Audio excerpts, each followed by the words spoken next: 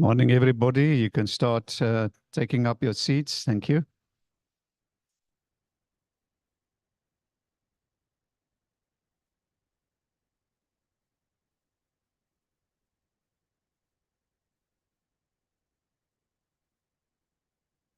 If you can find your way to your seats, it will be great. Thank you.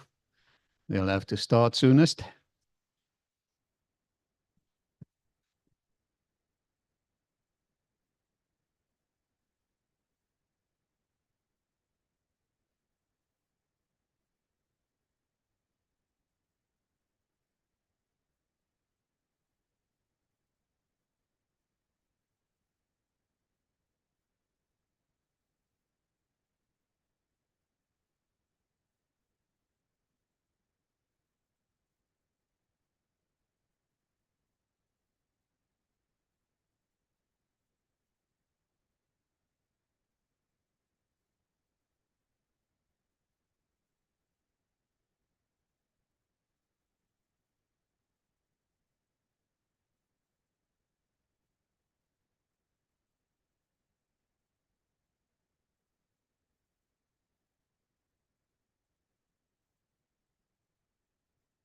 All right, let's start taking up our seats.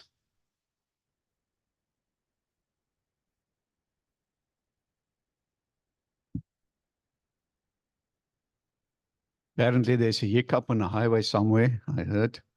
So many people will still be joining.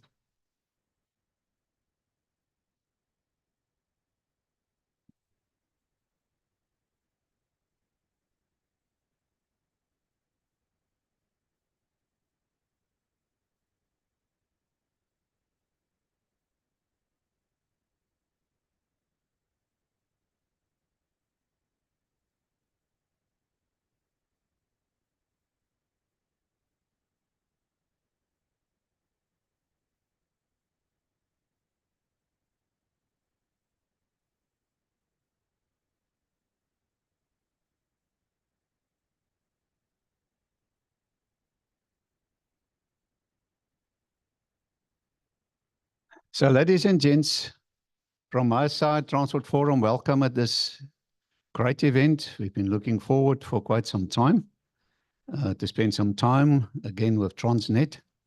But obviously, we want to give special thanks to F&B for providing us this beautiful venue. And you can see the ocean there. And also sponsoring the catering. So let's give F&B a big hand for this. Obviously, today we're also being hosted by Transnet and Transnet Port Terminals. I can testify over the past 17 years today, for interesting sake, is the 254th Transport Forum event.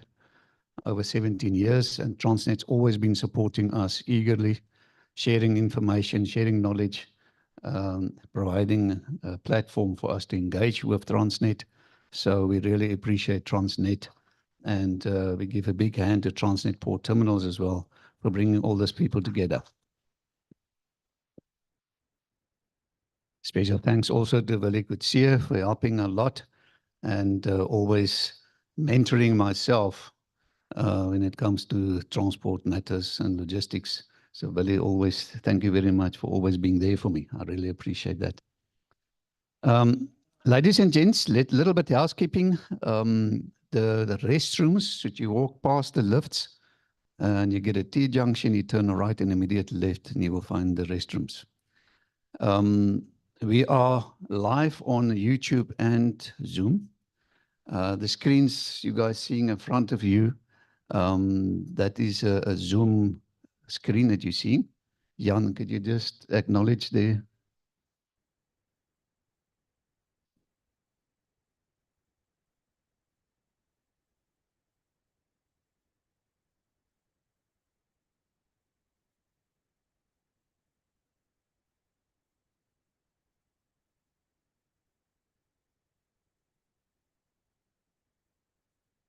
Sorry about that.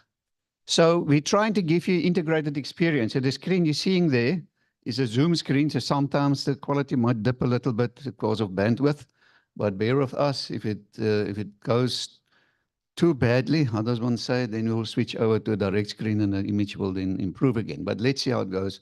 Hopefully the bandwidth will stay with us.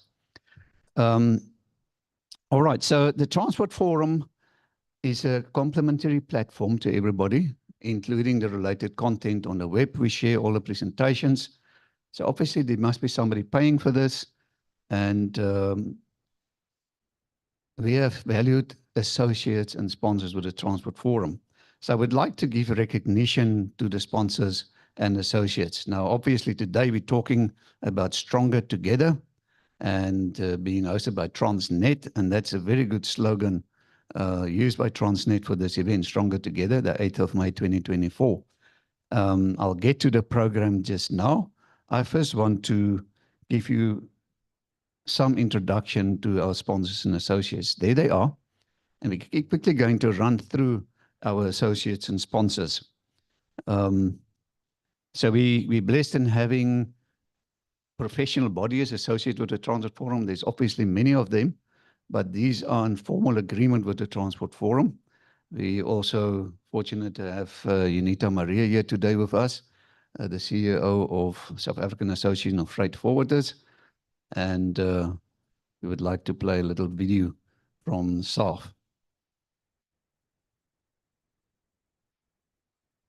What does it take to compete on the world stage? To go head to head with the best of the best? Excellence, agility, resilience, the willingness to keep on evolving. It takes courageous leadership to be bold and chart the course, to connect the dots, bringing stakeholders together, to overcome the hurdles we all face, and to deliver best stories. It's about business at the click of a button, delivering at the speed of the internet, connecting people, products, and places, strengthening our supply chains, faster and more cost-effective than ever. Since 1921, we've given voice and vision to the freight forwarding industry, navigating the tides of international trade, evolving ever more sophisticated supply chains, bridging local and global markets to move our economy forward. Welcome to our world.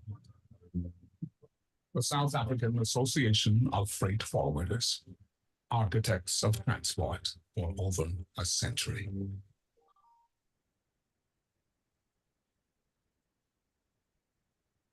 Thank you so much, Saf. Really appreciate, Unita, your support. They also host our year-end function, usually in December, and always a great event being supported by Dr. Unita and her team.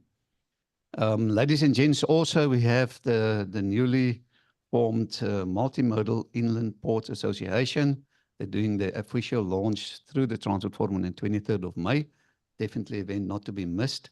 It's a virtual event. Where's Warwick? Is he here already? I know he's coming, so he's still on his way, obviously. So we're looking forward to doing, to spending some time with the MIPA teams. Thank you very much for your kind support. We've got the South African Express Parcel Association. She's a representative body and voice of the express delivery industry in South Africa. Thank you very much for Gary Marshall and team for their alliance. We've got the South African Bus Operators Association representing the bus and coach industry in South Africa. Shamini Naidu supporting us there. And then the Road Freight Association, they say without trucks, South Africa stops. And Gavin Kelly, CEO of the Road Freight Association, is a keen supporter also of the Transport Forum. We have the African Rail Industry Association, Michelle and Lapu and team, doing great work in terms of getting private sector and public sector collaborating more closely. So we're very thankful for their support. And the Safer Stops Association, Nikki Stops, making the world easier for our drivers, uniting minds, sharing vision and resources, uplifting well-being, boosting road safety for South Africa's commercial drivers. Thank you, Nikki. We've got the following media partners with the Transport Forum. So we've got Focus on Transport. You can see South Africa's oldest and leading transport magazine. Now, obviously, if you're not being subscribed to these magazines, guys, you're missing out big time.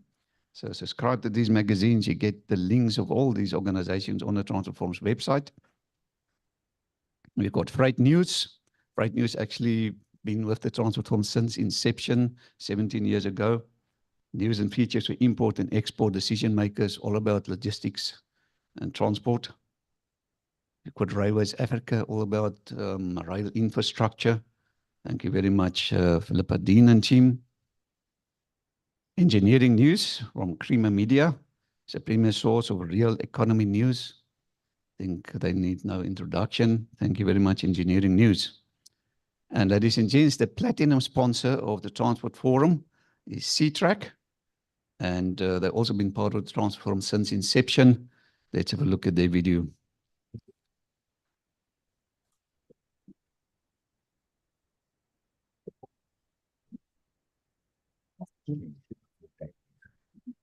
Vehicles, business equipment safe as long as it's visible. We've learned a thing or two along the way. That's why our focus is firmly on the future. A future that goes beyond just tracking and reporting, challenging the status quo, and exploring what the power of technology combined with AI can unlock for your business. Because talking did not earn us the reputation of being the leader in fleet telematics solutions. Pushing boundaries with constant innovation did, and putting our customers first by asking, what if, what's next, and what's possible? For the power of foresight over hindsight to plan ahead and make smarter decisions. What if you could predict the optimal route to increase on-time deliveries and significantly reduce long-term maintenance? What if you could predict the best tractor speed on the day to reduce wasted spray and cover more ground? Precision.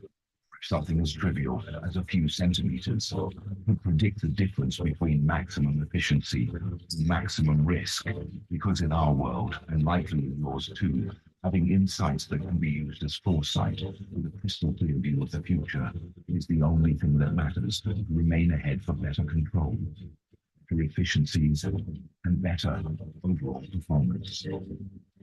It's the telematics and AI solution that goes beyond tracking and reporting.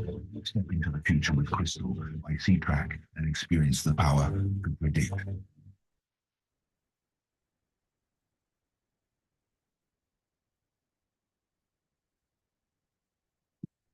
Thank you very much, C-Track. Ladies and gentlemen, another organization has been part of us since inception as University of Johannesburg. They've got the Department of Transport and Supply Chain Management, also the Institute for Transport and Logistics Studies, Prof. Jackie Walters, Prof. Nalin Pisa, Prof. Rose Luke. A lot of them have been mentoring me quite a lot, and we're very thankful for their support over these years. We've got a new gold sponsor with the Transport Forum, Go Metro. They say unlock the future of connected bus and truck mobility. You can see their platform replaces yesterday's phone calls and spreadsheets with today's data-driven efficiency and prepares you for the transition to the electric fleets of tomorrow. So you must go and visit the gometro.com to see what it's all about. Thank you very much, Justin Kutsia and team. Kuba, they're transforming ticketing. So the solutions have been successfully implemented over 100 cities and regions worldwide, dealing with millions of daily transactions. So the solutions, ticketing solution you see in the buses, is provided by Kuba. Standard Bank, gold sponsor with the Transport Forum for many years as well. Let's see if we can get this video playing.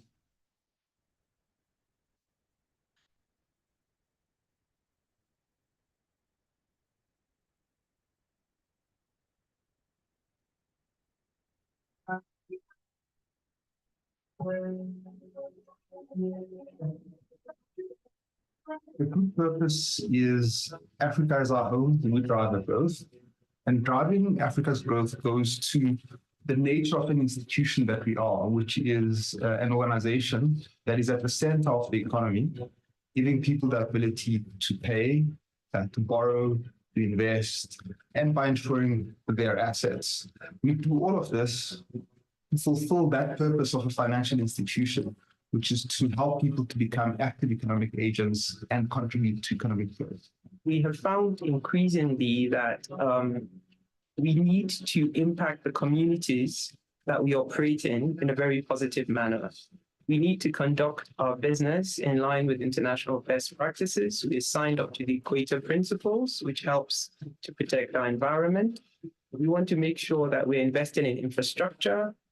We want to make sure that we're deepening financial services so that more and more people have access to financial services. You can never provide a full service offering to the client if you don't do so on the basis of an integrated standard bank offering, i.e. a universal bank. When we look at types of projects and companies and individuals that we fund, we have to be sensitive to the impact that they make on those communities.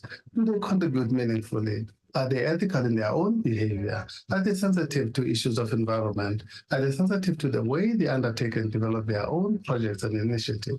And Standard Bank believes very, very strongly in ensuring that ultimately the growth that we desire is a growth that benefits everyone. We finance the building of airports, bridges, ports, which contribute to economic growth and contribute to the hard infrastructure that society needs for development. How do we show up in such a way that is real and human in our customers? And it goes both ways.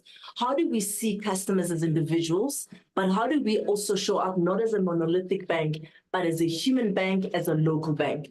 And you might say that it's is a bit of a paradox because we're a universal bank. It's true, but we are a universal bank that feels local, that feels real. Countries in Africa embrace democracy, embrace good macroeconomic policies, they will attract foreign capital, into their economies. And we as a group are well positioned to access those capital flows and also help drive investments in the right sectors.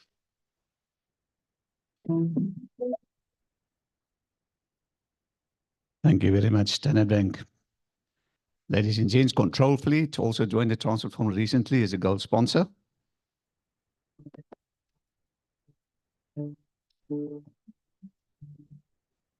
At Control Fleet, innovation is at the heart of every decision we make. We execute like never before. Our features include planning, scheduling, driver application, and our value proposition is continuous value and execution for you. We love logistics and transport operations, our clients, and our aim is to provide them with new age technology, innovate their business, and take them to the future.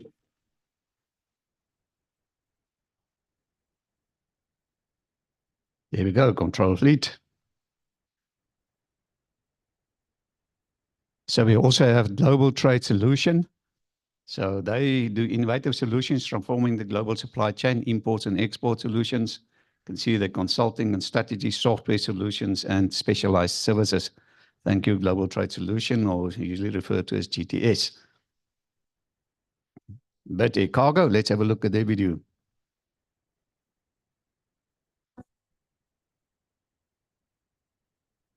In the world of express freight, there's one name that stands above the rest, Bid-Air Cargo. Our airport-to-airport line haul service is the backbone of South Africa's express freight industry. At Bid-Air Cargo, we don't just deliver cargo.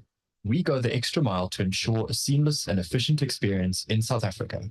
With our unwavering commitment to excellence and improved technology, we handle your cargo with utmost care and deliver it on time, every time. Our dedication to service excellence is what sets us apart. We live by our core values of service excellence, mutual respect, integrity, and accountability. When you choose Bid-Air Cargo, you're choosing a partner that takes pride in going above and beyond for your freight needs. From pharmaceuticals to perishable goods, automotive parts to live animal transportation, we handle a diverse range of commodities. Our attention to detail and precision ensure that your cargo arrives in perfect condition, no matter what it is. Our dedicated teams work tirelessly to guarantee the safety and efficient transport of your cargo. We leave no stone unturned to ensure your freight arrives at its destination intact and on time. With our advanced track and trace system, you can monitor your shipments in real time. Stay informed about the whereabouts of your cargo with just a few clicks. Our goal is to provide you with peace of mind and complete transparency throughout the entire journey. We understand that time is of the essence for our valued customers. That's why we offer a user-friendly online portal that simplifies the documentation process. Obtain quotations and create e-waivers with ease, saving you valuable time and effort. Whether you have a small package or a large shipment, Bid Cargo handles it all with equal care and precision. Our ISO certification is a testament to our commitment to quality and professionalism. We don't just excel in domestic express freight, we also cater to your international cargo needs. No matter the size of your business, whether you're a small enterprise or a multinational corporation, you can trust us to handle your cargo with the same level of dedication and attention to detail. Connect with us today and discover the difference our innovative technology, seamless tracking, and customer-oriented approach will make to your operation. Bid Cargo. Same-day express every day, overnight express every night.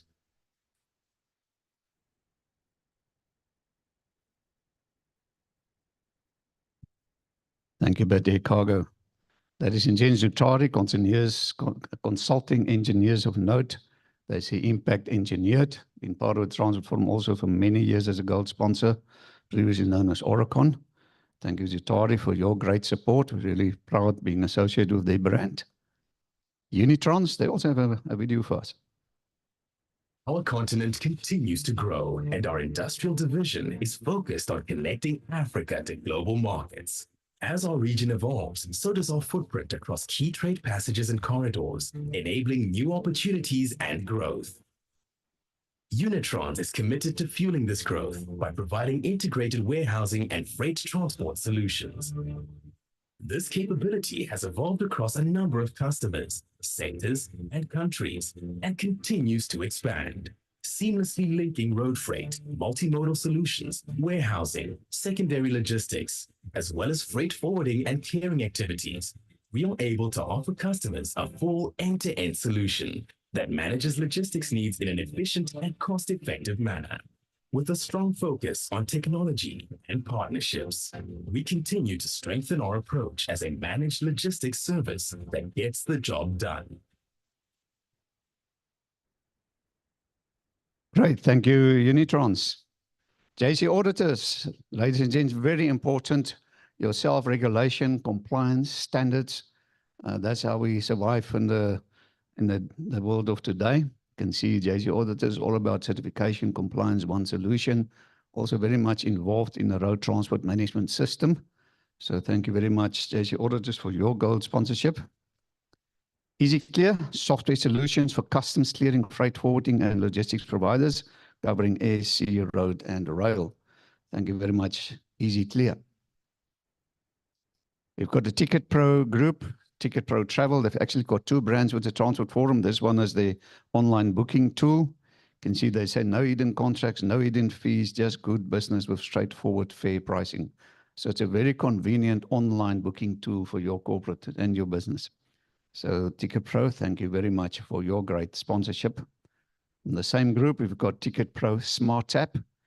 This is a smart app system, includes key features like comprehensive route management, flexible passenger payment methods, flexible route and fare production setup, shift and dispatch management, cashier system, inspection tools, and comprehensive management information system reports. Thank you very much, Ticket Pro Smart App. Then just take note of this. Africa Supply Chain Excellence Awards. Keep an eye on that. Also on the Transport Forum's website. You will get the links there. And also take note of this one.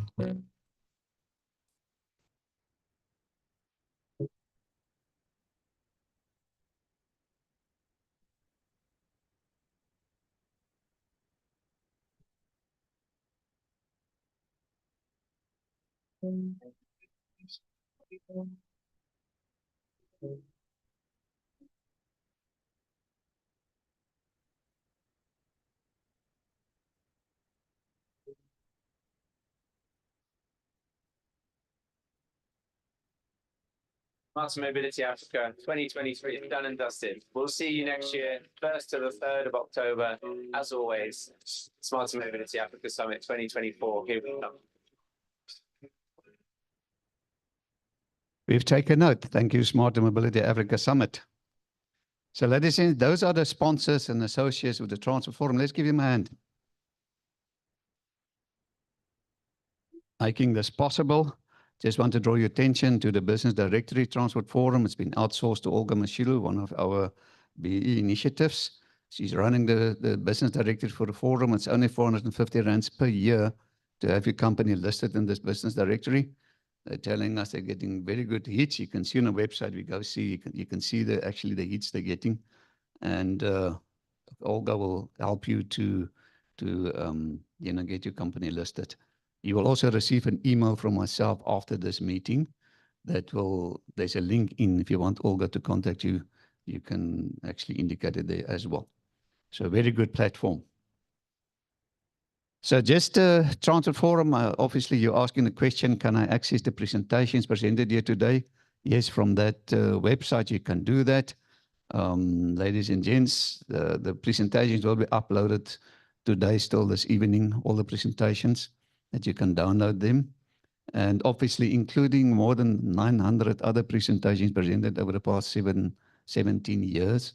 How you do that is you have to log in. If you go to that website, you have to log in. That's the deal. We have your contact details. You can download presentations for free. So that's the deal, okay? So you need to log in. Should you not haven't signed up yet, then you click on the user menu on sign up. You create your own username and password. It's all complimentary. And then you go to events, select downloads, you get the search engine. There are two ways to search for presentations. There are two fields. The top field, find by title or description. You type in anything there, logistics or Harry or whatever, the guy's name, and hit search and bring up all the presentations, related to that title, that keyword.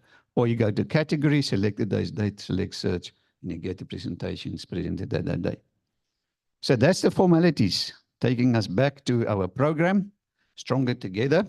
And ladies and gents, this event is done in collaboration with the Durban Chamber of Commerce, specifically the Ports Forum. So thank you very much, the Durban Chamber, also for your support and making this possible. So looking at our program, Stronger Together, 8th of May 2024, you can see we're going to have Mr. Jabu Ndaku, Chief Executive of Transnet Port Terminals, who's going to do formal welcome. Thereafter, Michelle Phillips will do a presentation. She's going to do it virtually, so hopefully all the technology will still work and be with us. And then we will go over to the success of the past year, immediate readiness plans, and strategy for the next 2 years. So we'll have the Transnet executives, Transnet Port Terminals executives talking to us what's happening in their worlds. You can see we'll do Wandisa and Oscar, and then we will take a break. And thereafter we will have Earl Peters and Tula Sizwe from Richard Bay Terminals. When we're done with that, we will have Dr. Unito Maria. It's from a Business Force of Africa perspective, engagements with the National Logistics Crisis Committee. Everybody is talking about that nowadays, Unito, so we're also looking forward to your presentation.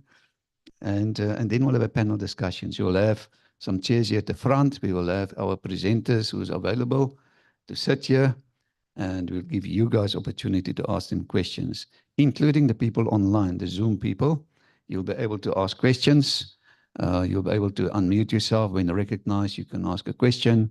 And the YouTube people will be able to text questions on a YouTube platform. And we will see, should there be questions we cannot address, then we'll make sure that we send emails afterwards, obtaining answers from the panelists. And then we will have a very important session, and that is the lucky draw. All right, so the lucky draw. We've got 2 of these, energizing hybrid powder. So it's a 1,200 lumens. I think you can shine a spot on the moon of this thing. And it's both lithium-ion battery and, the normal AAA batteries. It's a AA. And this thing is valued at 800 rands. So we have two. So you might be the lucky winner of one of these two prizes. And how we're going to do it is we will send around later on today a box where you can put your business card in. So you do not have a business card and you take this, you remove the paper from the plastic and you chuck that in. And then we'll get people to come and do the draw. We'll have lots of fun in the lucky draw and see who's going to win these nice prizes of ours. So, ladies and gents, I would like to introduce you to Mr. Jabu Ndaki, the Chief Executive Officer of Transnet Port Terminals. While he's coming up, we're just going to play a video.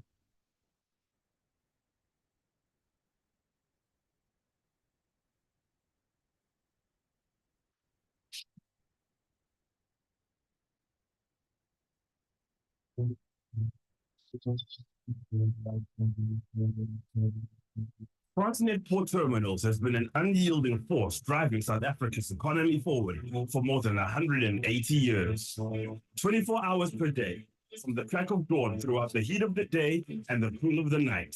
Our dedicated team of men and women works tirelessly to load and offload every type of cargo imaginable, whether it is minerals from the bulk of the earth, your precious containerized cargo, or the delicate handling of automobiles. Our team of dedicated professionals knows that every shipment we handle has the potential to make a positive impact on someone's life. And that's why we carry the responsibility with pride. Through the power of teamwork and commitment to excellence, Transnet Port Terminals has become an indispensable partner in building a brighter future for us all.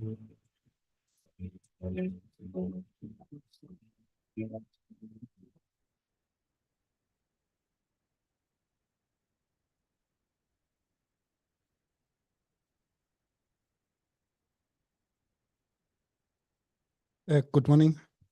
My name is Jabom Dagi. I'm the Chief Executive of TPT, as it has been mentioned. I'm going to interrupt the program slightly. I mean, we are the foot soldiers on the ground.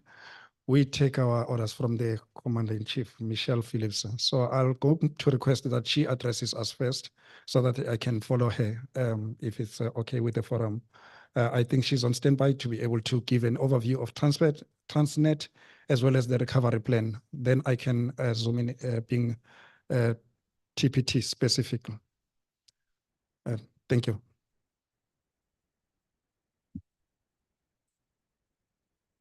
Thank you, Joe. Let's hear Michelle. Are you online? Can you hear us?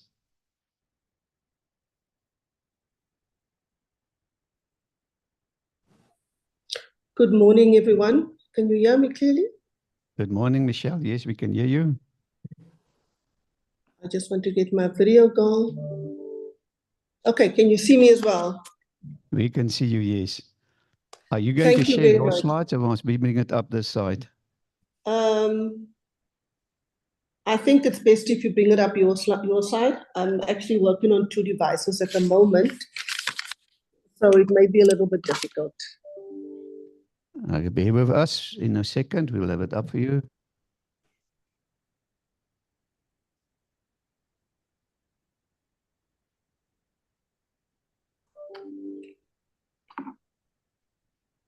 Okay, Michelle, your slides are available. Thank you very much. Thank you, Harry, and thank you for the opportunity, and good morning to everyone in the room. My apologies again for not being able to address you in person. Unfortunately, well, I shouldn't say unfortunately, but I had another engagement which didn't allow me to travel, unfortunately. But here we are. We'll try to make the best of it. Harry, I have to say, looking at all the videos, I was hoping and praying that Transnet would play something. And thank you for Jabu for putting up that video of Transnet Port Terminals. As I was going to say to all your sponsors, as you know, Transnet is also looking for sponsors. Be that as it may. What I want to do, if you'll allow me, I won't be very long because I think that Jabu will go through quite a bit of the detail, seeing that our gathering today is largely based on the ports and what is happening in the ports, and what Transnet Port Terminals is doing. So I'm going to try not to get too much involved in Jabo's business and allow him to engage you in the room. You will learn a lot more, I think, from the foot soldiers that are in the room. But thank you very much again for allowing me, and I'll continue then. So these are the things that I want to discuss. It's not going to take very long. In fact, I think I've got about 3 or 4 slides. And you forgive me, Harry, I think it is important that I do share the transit operations or insight into transit operations with the audience. We often asked where do the various operating divisions fit in, what forms part of Transnet, etc. So I'm going to just take a minute or two to deal with that, and then we'll go into the kind of things that we've committed to do going forward. We call it our Reinvent for Growth strategy. I'll share with you very high level the kind of things that we've been looking at. And then, of course, I'll engage you on the performance thus far when it comes to the recovery plan as a whole. We can go to the next slide. So as you see in the slide here, this is essentially what we are responsible for as Transnet. You have the port terminals, they'll be engaging you as the day progresses. Of course, the Port Authority, largely forming a landlord and regulatory function. We have our freight rail. Now you see that when we talk about freight rail going forward, the language will be speaking of Transnet Rail Infrastructure Manager, or what we loosely refer to as TRIM. And then we talk of Transnet Freight Rail Operations. So I think it'll give you an idea as well as to where we are going moving forward. Quite clearly, when one looks at the actions that we are requested to implement by government, you'll see that Transnet looks as if it will be essentially an operating company going forward. So what we are busy with at the moment, you'll note that the divisionalization between the Port Authority and the port terminals happened quite a while back. I think it was in 1999, 2000. And now we are in the process of working towards the subsidiarization or incorporation of the Ports Authority.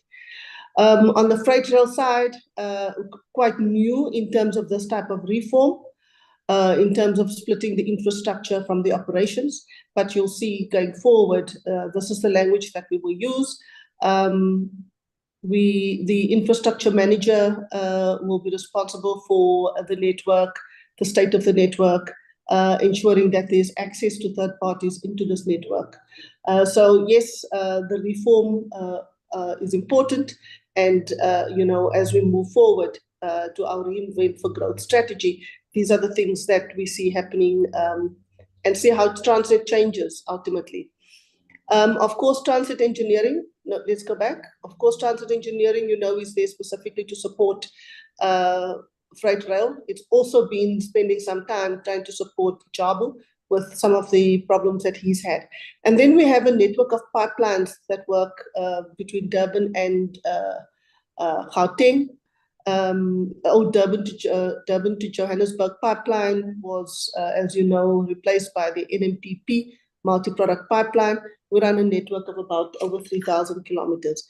And then we have a special division called property, where a number of, I suppose, your members would either be leasing through either the Ports Authority or property for space within the areas where we operate. And you see on your right there, this huge network. It's expansive, it's vast, and it's quite a difficult task for one to be able to protect this, but we are trying our best. Let's go to the next slide. So as we know, Transnet's mandate remains to reduce the cost of doing business in the country, to lower the cost of doing that, to enable economic growth, and of course to ensure security of supply. Now, when you look at this Reinvent for Growth, some of you may have seen it. It's always good to keep going back and saying, are we on the right track? Are we on the right track? So we've developed this for two reasons. One, we needed to address the operational challenges. You know that we came out of a liquidity crisis. We're still in a bit of a liquidity crisis, but we're certainly addressing that going forward. And then we wanted to improve on the execution. So there's been a lot of focus with the operating divisions to ensure that we are able to meet this mandate, which ultimately should be to reduce the cost of doing business. In doing that and in implementing this, of course, we had the challenges in the ports last year. We still have challenges. We had the challenges on the rail. As you know, the rail, we were not succeeding in moving the required volumes on our track. So we've really had to come back and relook at what it is that we are doing. So you find that as we move into doing reform, we also do what we call fixing and optimizing the current business. So that fixing and optimizing is really very tactically driven. We have presented to the market a recovery plan in October of last year. We had indicated to the market that we would implement focused initiatives, particularly focused on the operations, so that we are able to protect the current revenue, but also be able to improve our operations and then save costs, and ultimately, which is the goal, is to reduce the cost of doing business. We've also had a very close contact, engagement and collaboration. That's why I like your theme, Stronger Together. I think that with all of the work that we've done through the National Logistics Crisis Committee, also opening up our businesses to various stakeholders, entities like yourself, organizations, industry bodies, customers, opening up our business and going to knocking on their doors and saying, this is where we are, how can you help us out of the challenges that we are currently experiencing? And I have to say we are quite grateful for the support that we've received. We've also spent a lot of time with our employees to try and get them to understand what it is that needs to be done in order for us to save this business. Now, at the same time, with fixing and optimizing what I call recovery, we then also have to ensure that we are transforming this business and that we develop this business in such a way that it allows all private interests into our business. We've had to look at changing our operating models. We've had to realize that as Transnet, and in fact as government, you cannot be everything to everyone. There'll be instances where yes, you say yes, but there are instances where you will have to say no. But we would have to be agile and innovative if we want this business to exist sustainably for the long term. So a lot of work going in the reform so that we reposition our business going forward. Part of that reform work you would have seen, we've been advertising, we've distributed to the market or published for public comment the network statement on the rail side for TRIM, as well as a proposed tariff methodology. Then we go to, of course, we would want to see the South African economy grow. Otherwise, all of this would be for nothing if it's without growth. And there's various initiatives that we've used to or implemented so that we are able to reposition Transnet as a conduit for economic growth. Of course, working through these various supply chains or value chains so that we are able to enhance competition and improve capacity. We can go to the next slide. Again, I go back to the focus of the team. Jabu and his team over there, I think they hear from me probably every day, if not more than once a day. My engagement with the teams throughout and through the lowest level is to say, let's focus on the improvement of the business, of production. Let's focus on operational execution. We do not, I repeat this all the time, we don't make money if we don't move volumes. So the work that we need to do to get whatever we can onto rail is important. But of course, all roads lead to the port. So the efficiency within the ports is top of mind for us. both at a group level as well as at operational divisional level, but then also, all the way up to our principals, even the presidency himself. We indicate to you all of these building blocks. I've shared this with the industry quite often, so I'm not going to go into too much detail. But if I can pick up on a few, we've understood that we need to improve the availability and reliability of critical equipment. As Jabu goes through his presentation, he will show you the plans and the initiatives that are currently in progress. We've really had to implement some business unusual processes so that we can get equipment for the ports in operation ASAP. Yes, making sure that our people are on board. We've looked at our procurement processes. We've streamlined quite a lot of them. National Treasury has been very helpful in giving us quite a number of departures and making it a little bit easier for us to be able to procure from the market. The PSP transactions is something that everybody is interested in. I can tell you that we get a proposal every other day. Yes, I have to consistently remind those people who come to us with these bids to indicate that we remain a state-owned company. We are still bound by a legislative universe that only allows us to do or to transact in a particular way.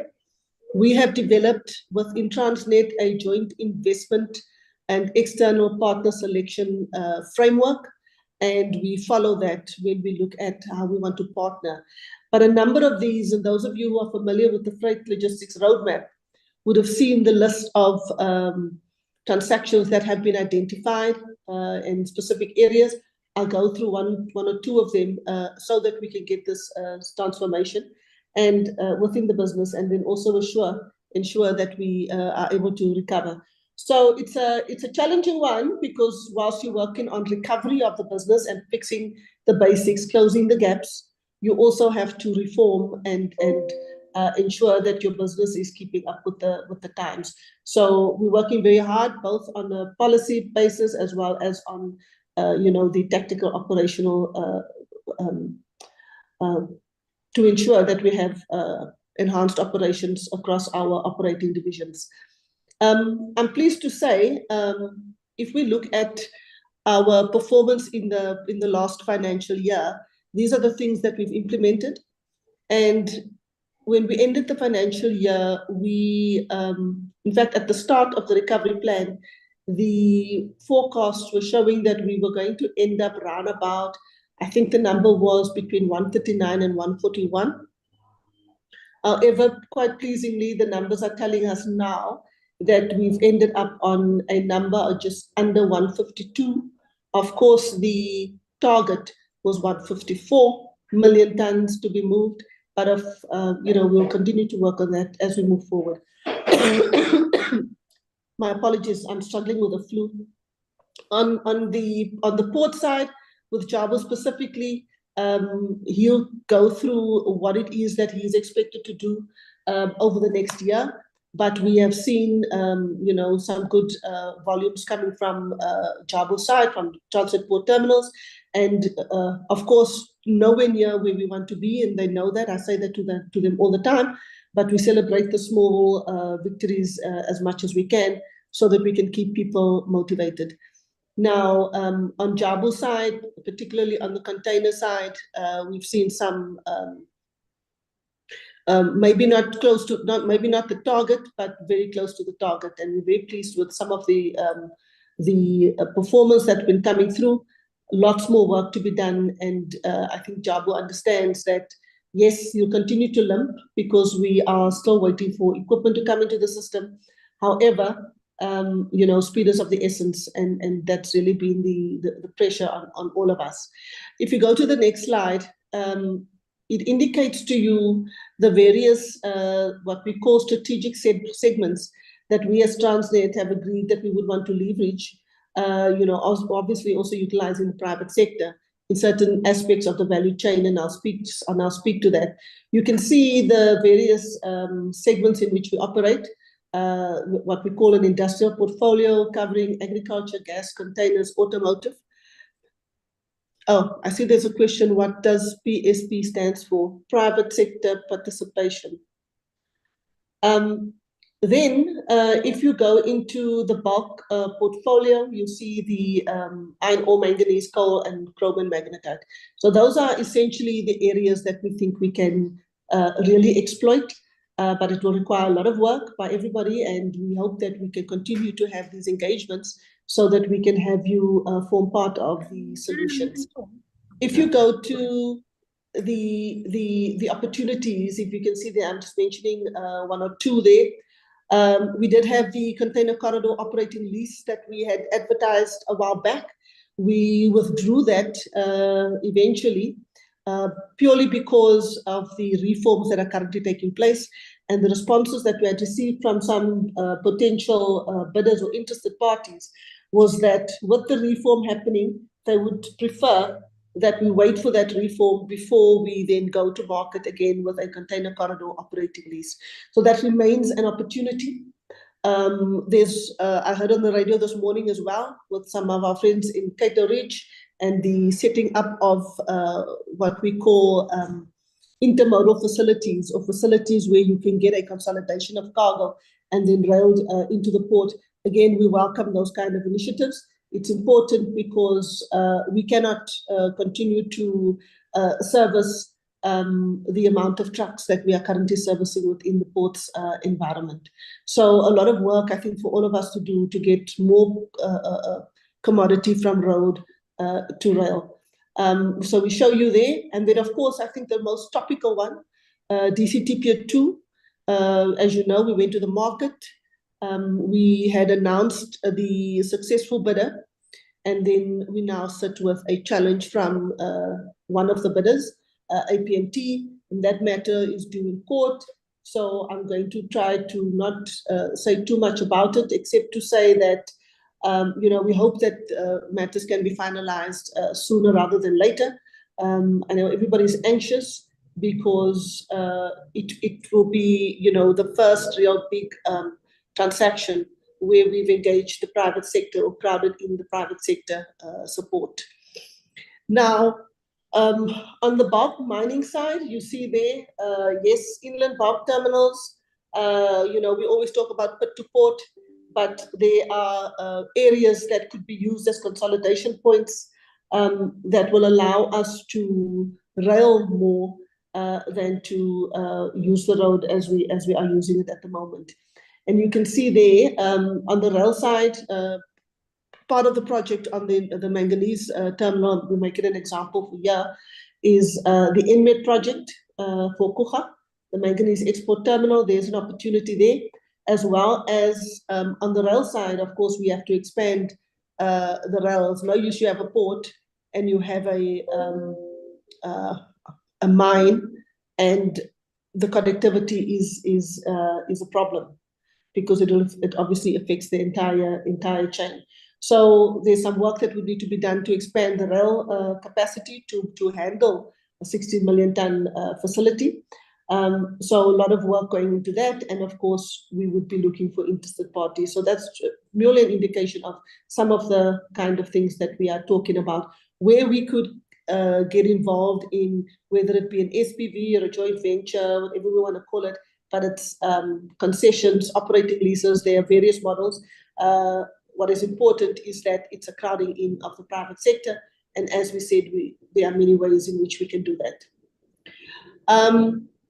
So, Harry, I think that's where I would want to leave it. As we move forward, my team at the moment is focusing on this next financial year. We're trying to ensure that Jabu gets the necessary equipment that he has, that the locomotives on the rail lines are working as they should, and that everybody supports the operations. Everything that we do focused at the operations, and we don't want people to worry about anything else other than getting this operation as productive as possible. It's time that we start working on, I think, reclaiming that place that we used to have in the market. So that's where, Harry, I would like to leave it. I hope I haven't said too much or maybe not too little, but I think there'll be a lot more time for us to engage. The focus also right now for the team, I have to say, is on the citrus industry. Very important for South Africa as a country. A lot of focus also going into automotive, also because not necessarily huge money earners or revenue spinning segments for Transnet, but very, very important for the country. And we have to always remember that, we are wholly owned by government, and we need to do what government requires us to do to enable a better life for everybody.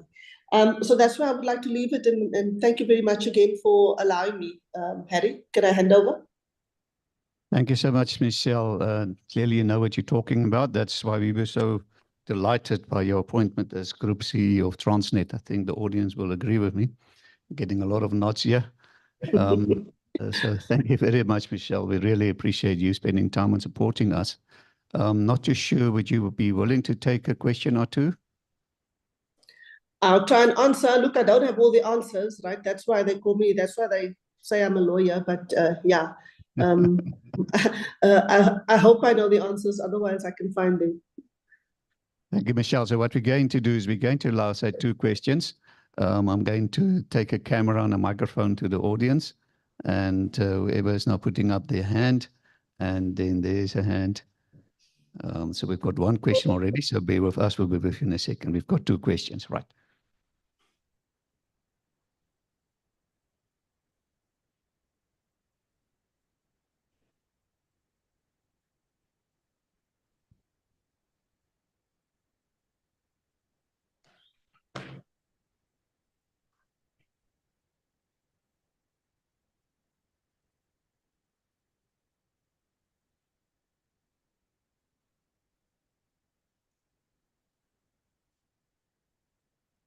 Good morning, everybody. Good morning, Michelle.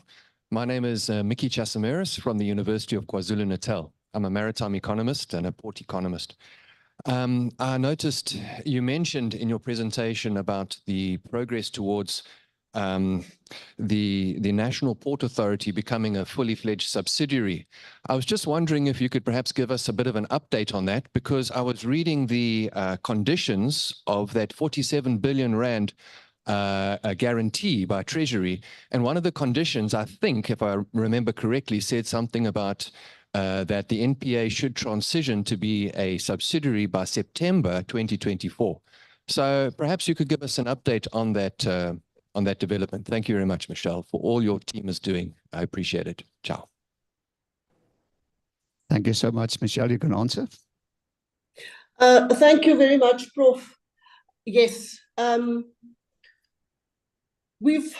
There are a number of matters that we have to focus on. Like when I talk about this 2-prong, you've got your operational, getting to operational excellence, getting your production up, which means that we, the kind of things that I was talking about, the tactical stuff. So those are the day-to-day things.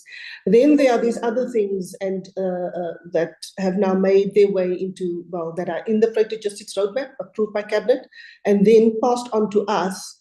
And in fact, placed as a condition for the support that we received, the guarantee support that we received from government. So, and there are a number of those transactions there. The one that you specifically talk about, so a lot of work going into that.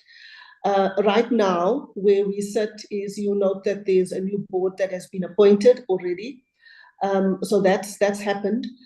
There's some work that we have to do because it's not just a simple thing of setting up a company. The TNPA has a huge impact on Transnet and Transnet's balance sheet. What we've agreed with government, in fact, we renegotiated some of the dates on that because we felt that a lot more work needed to be done. When we looked at the advice that we received from experts outside as well as legal advice, there are a number of steps in the process that needs to happen. We think that, and that's why you see we talk about wholly owned subsidiary within Transnet, and we'll see what government decides going forward. So that's where we are. At the moment, we've put together a task team made up of some of the board members within the TNPA, who will lead some of the work streams there, together with people from our side in Transnet, that is currently working on making sure that all of the I's are dotted and the T's are crossed. So we think that we will be on track. As I said to you, it's a government guarantee, and I don't get to ask really much for extensions. We are pushing, and we are pushing to meet the deadlines that's been put in the government guarantee. We've already met quite a few of them. You'll note that there were due dates for, I think, April. There was 3 that required due dates, 3 of those conditions. We had met them. And now we are working on meeting the other conditions. And we've actually put together also what we call a PSP desk at our head office to ensure that we have people working with speed to do what needs to be done to fulfill those conditions. I hope I've answered you, Prof. So the date that you see there, I believe is the latest date, and that's the date that we are working towards. Thank you, Michelle. Thank you very much. Let's take the next question here.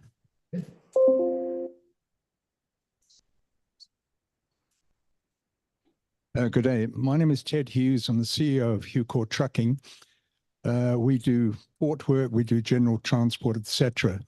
We were very much looking forward to the Filipino company coming in to join forces with you in June, I believe. Now we've had this delay of one of the other bidders coming in, which we touched on briefly earlier. As an advocate, perhaps you can give us some advice as to how long you think this court period might take now before the winning bid comes in. Thank you. Thank you, Michelle. Do you want me to answer, Ari? You can answer, thank you. Yes. So, look, I mean, with every... I suppose we get it a lot with a lot of these transactions. Unfortunately, if a bidder is not successful, they would, challenge it. If they want to go to court, they will go to court. In this particular one, that's where we are. They've made an application to the court, firstly to interdict the award, I think, and then also to, I think the first one is to interdict the award. I'm trying to remember if they also asking, look, the court can decide, right?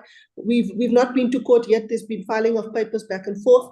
The court will hear the matter as soon as we have a date. We don't have a date yet. As soon as we have a date, we would be able to advise. So there's different scenario. If worst case scenario, the court says that we did not do what we were supposed to do, and that across the board there were challenges with the process. And if that's challenged, then if the court says that they agree, then the court may decide that we have to start the process afresh. We hope that that does not happen. 2, you could have the court say that we should not have awarded to this particular bidder, ICTSI, and that we should have awarded to APMT. We'll see how that pans out. We know why we awarded to this particular bidder. As far as we are concerned, the criteria was met. As far as we are concerned, the process was run in accordance with our rules. And as far as we are concerned, we will defend the process. So the court could decide you go back, you start everything afresh, or the court could decide that you go for the second bidder and maybe the first bidder did not qualify. I don't think it's going to get to that. I hope it doesn't get to that. We are pushing that we are successful in the matter, and we hope that the court sees it our way. If we have to start afresh, you can just look at the time period that it took us to get to the stage to eventually award. It took a very long time. So, we hope that we don't sit with another year or 2 of back and forth on the matter. But for me, I don't think it would be a difficult decision, but I mean, it's just me, and I'm on the side of the company who's being challenged. So obviously I will have my view. I can say though that we're hoping that this does not set us back, because it's not only Transnet, it's an impact on an entire industry. In fact, it's a major impact on the country. So we hope that sense prevails at the end of the day.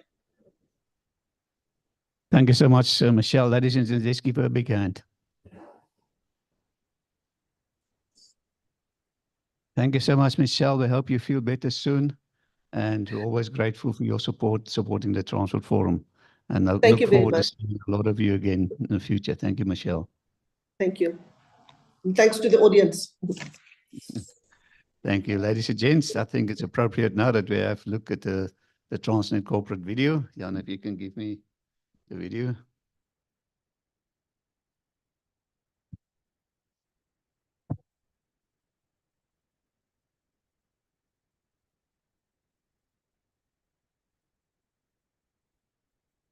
Our story is anchored by the customer.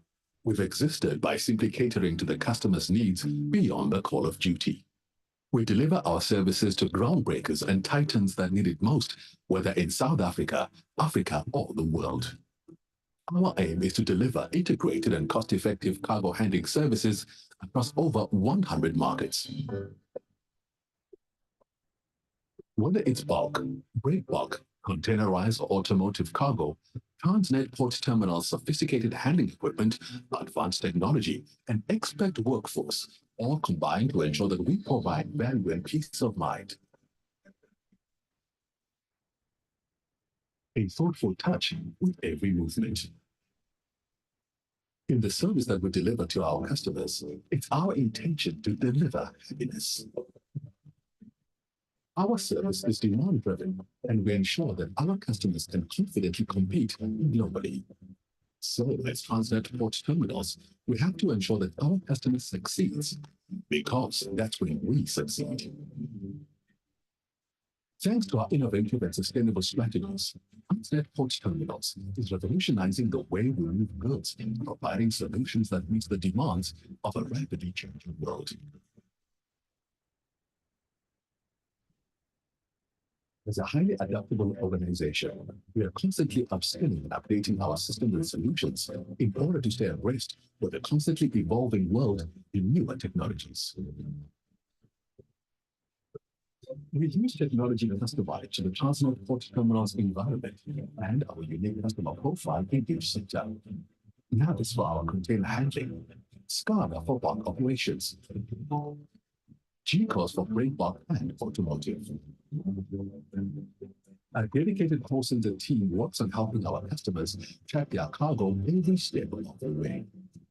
Every conversation is necessary, and we understand that it's time sensitive. Our employees are highly skilled and dedicated, with access to operational equipment and an environment that ensures the safe and efficient handling of all cargo. Transnet Port Terminals prioritizes the safety of our employees, the safety of our customers, and the safety of all those who access our operational environment. To guard against any loss of life, it is important that our operations comply with legislation and best industry practices. Accessing any of our operational environments requires that full protective personal equipment is worn and that random alcohol testing is conducted. We make it all our responsibility. It's important we take care of you while you take care of business. Business that shapes the world as we know it. We're always relentlessly working to keep South Africa working. The Transnet Port Terminal story does not exist without our proven commitment of delivering to our customers. Like a resilient tide, this brand continues to surge, bouncing back time and time again.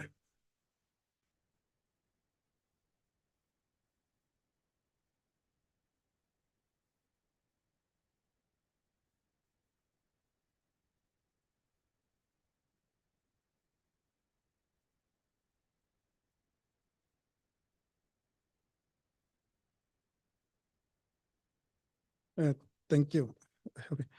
Good morning again. As I've indicated, my name is Jabom Dagi. Michelle has given the overview of Transnet and has also touched extensively on TPT. So I will be giving the overview of TPT.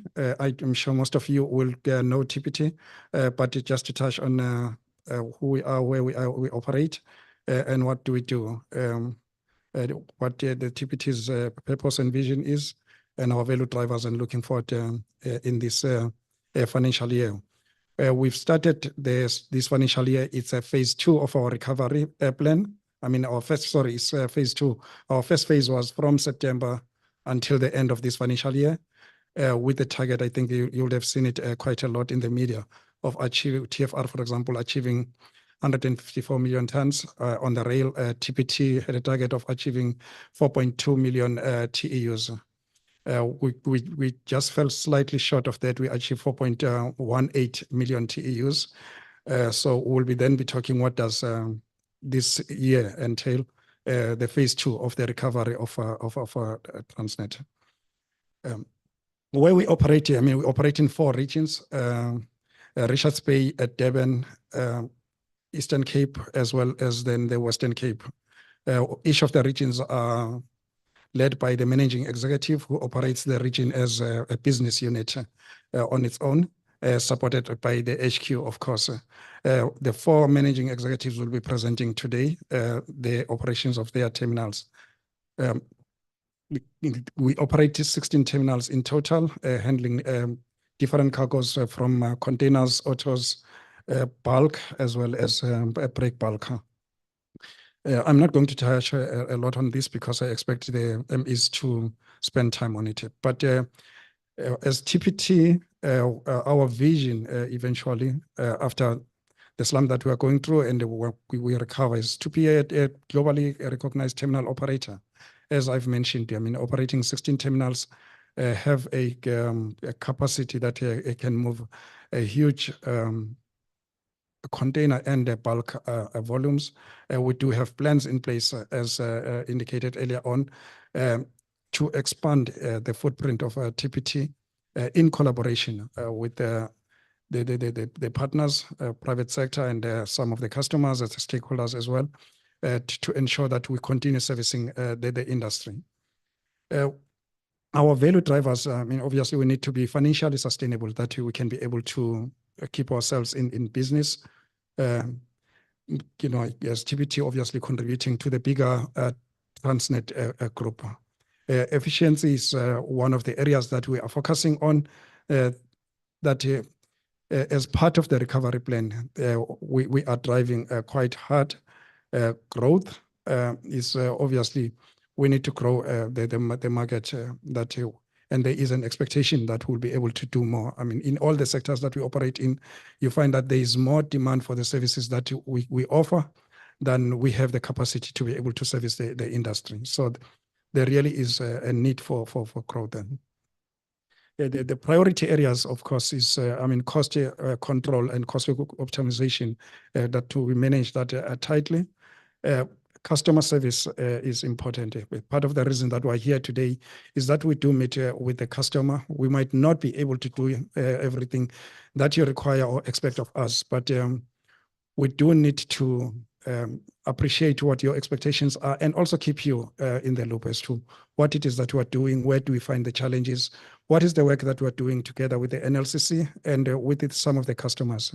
Transnet has embarked on some of the initiatives where we have signed what we call mutual cooperation agreements, or MCAs, where we then work together with the customers to either procure or recover some of the equipment. There are some success stories. Danny Egnusen is here. We've worked quite well with them, with their assistance, of course, to recover some of the equipment when we had a major failures in Richards Bay. So we've also worked together with the OUF in Saldanha, the All Users Forum. So there's a lot of collaboration, but the major one for us is, you know, working with the customers, because the equipment is a major challenge for us. if we are going out to procure equipment, the delivery time is anything between 18 to 24 months, depending on the type of equipment that we're procuring. Where we have been able to get some success is then approaching some of the shipping lines, because the major shipping lines operate terminals as well, are some of the biggest global terminal operators, where they've been having orders and equipment that is about to be delivered in their terminals. That we negotiate with them, that we procure that equipment from them and it gets delivered to us here in TPT. And we've seen a huge success with that, especially with the likes of MSC. We've had a good collaboration with Maersk. Some of the equipment has already been delivered and it continues to be delivered. That is the kind of collaboration and working a relationship that we are seeking with the industry.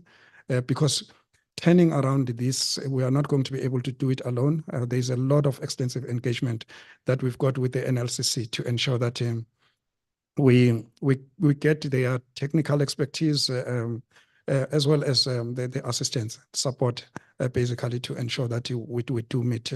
I mean, they are not sitting outside and pointing the finger at Transnet or TPT, but they are part of the solution of the problems that we are trying to resolve. We are in the stage where we are busy, if you can call it fixing and transforming. Then we'll be going to a stage of growth. I'm not going to go into further details into this, but one of the important points that we are often asked about, and you could hear the anxiety about the delay in terms of the PSP in Pier 2. The challenge with that is, or the major concern that comes from the industry is that as TPT or Transnet, you've now stopped investing in the terminal because you're waiting for the partner to come through. We are conscious of that. So it's not necessarily true because we are aware that it's one of the terminals that where we are challenged with equipment as well. So we are seeking and we've placed orders for the major equipment for that terminal as well. I mean, we last week Friday we've just placed an LO, a letter of award for the 4 ship-to-shore cranes that we require in that terminal. And the reason for that is simple. Michelle has already touched on we don't know what the outcome of this challenge will be. If it's delayed for another year or for 2 years, we are having a crisis as things stand now. Where we are working in that is Berth 108, for some of you that will know Devon Terminal. It's limited in its function. We cannot even contract fully for that because of the machine, the cranes that we've got there are over their useful lifespan. So we are basically keeping them operational and we cannot guarantee their reliability when we get to the vessel. So it becomes important that we start the process now, because ship-to-shore cranes are those type of equipment that will take 18 to 24 months to get delivered. But because we've already concluded late last year the long-term agreement with the OEMs, and Liba is one of the OEMs that we've concluded the contract with, we're able to secure a window, or basically get them to reserve a window for us until we're able to place that LOA, because obviously there is a huge demand in terms of the ship-to-shore cranes, especially with the Americans, or President Biden, declaring that ZPMC are spy machines and placing sanctions on them. Then there is a shift to get more machines from the likes of Liba. We are not the Chinese companies. That will then place, if you can place an order now, but you'll find that your manufacturing slot will be coming 36 or 48 months later. So at least for these ones, we were able to get the window and now that Liba has preserved for us. It's not only that, on the land side as well, we are in the process of procuring the struggle carriers that we require for that.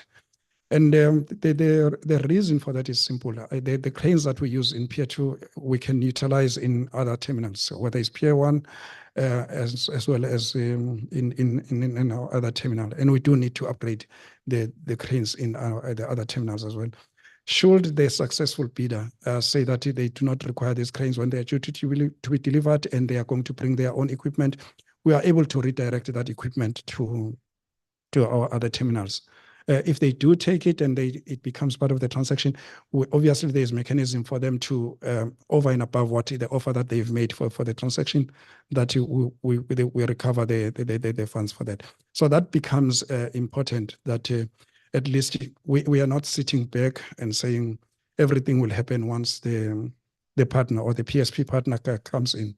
There is that investment, but as I've indicated, and unfortunately, it takes time to get these things delivered. On the equipment front, I mean, we've just placed an order now for 44 RTGs. I mean, we placed an order in January for 27, and in March, we placed an order for another 17 RTGs.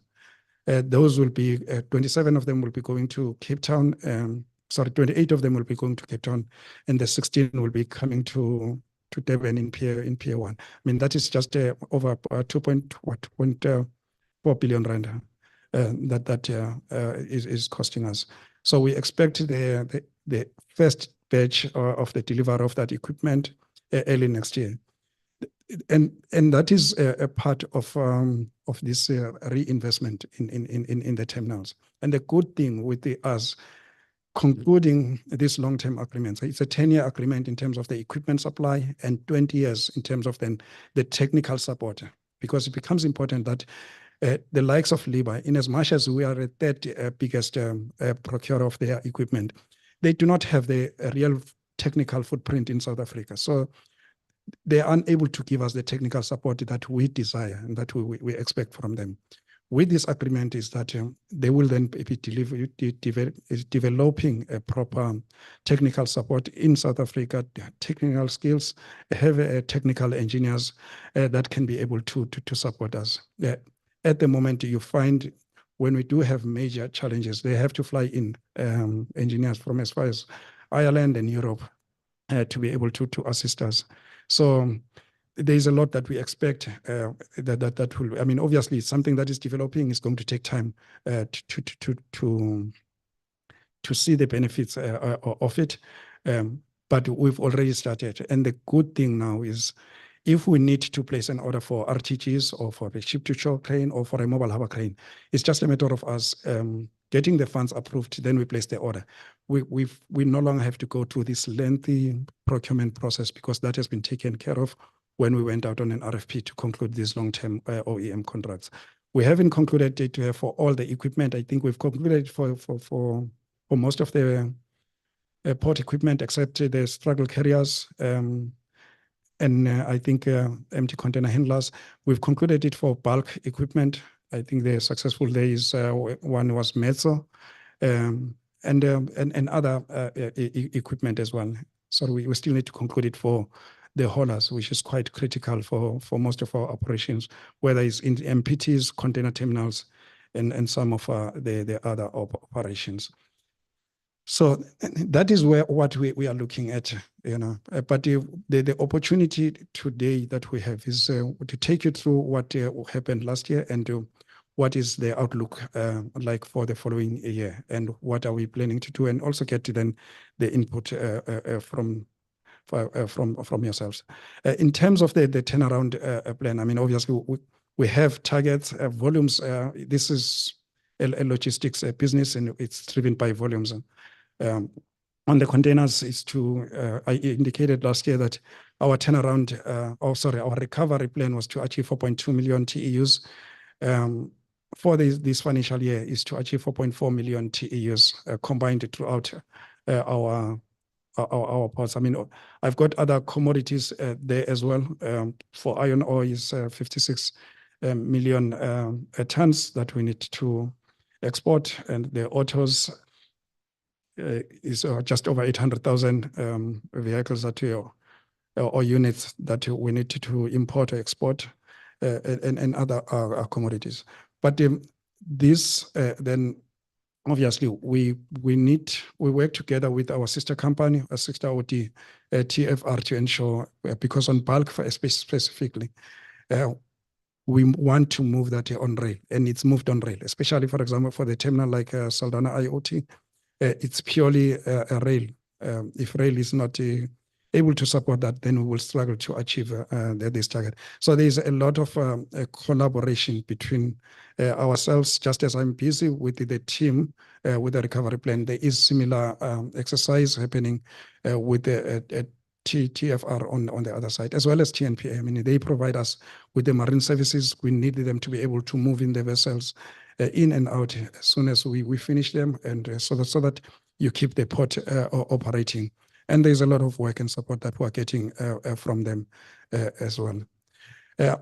I'm going to ask you that I'm not sure if you'll allow me that we get the MEs to present, and then we'll take the questions. But if there is pressing questions that are specifically for me, I'm more than happy to take them. And now, Harry, if that is fine with you.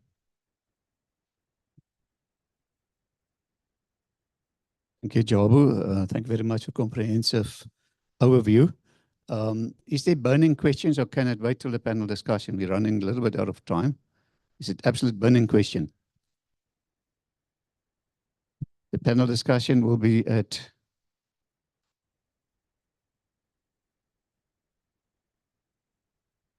about 12:25, 12:30-ish.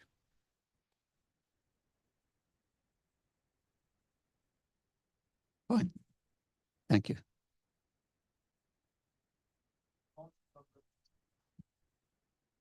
So, ladies and gents, thank you very much to Jabu for his presentation. Appreciate that.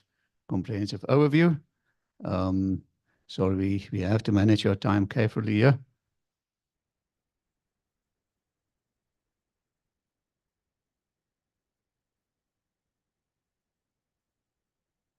Right, taking us back to the program then. We're now going to, after managing executives of the different terminals talking to us, they're going to talk about successes for the parts year, immediate readiness plans, and strategy for the next 2 years. And the first presenter will be Wandisa Vazi. She's the Managing Executive of Eastern Cape Terminals. Thank you very much, Wandisa.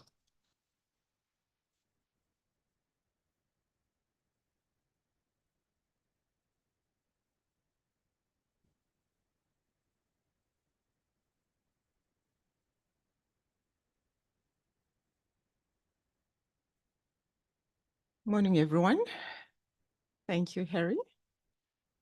My name is Wandisa Vazi. I'm not used to going first. I'm the middle child of the family. Being based in the Eastern Cape, you are in the middle. So I've got all the middle child syndrome, fighting for attention and all of those things, trying to please the parent. Typical Eastern Cape. And not only the parent and the industry, of course. It was a great year, just looking back in the Eastern Cape last financial year, in terms of volumes, because really the Eastern Cape was a valve last year for the entire country with all the challenges that we were facing in Durban. In Cape Town, the Eastern Cape became the region to divert to. So hence you'll find as I go through the presentation that there's been a growth, especially in the container side of the Eastern Cape. We're big on containers, auto, ro-ro, manganese, both in bulk and break bulk.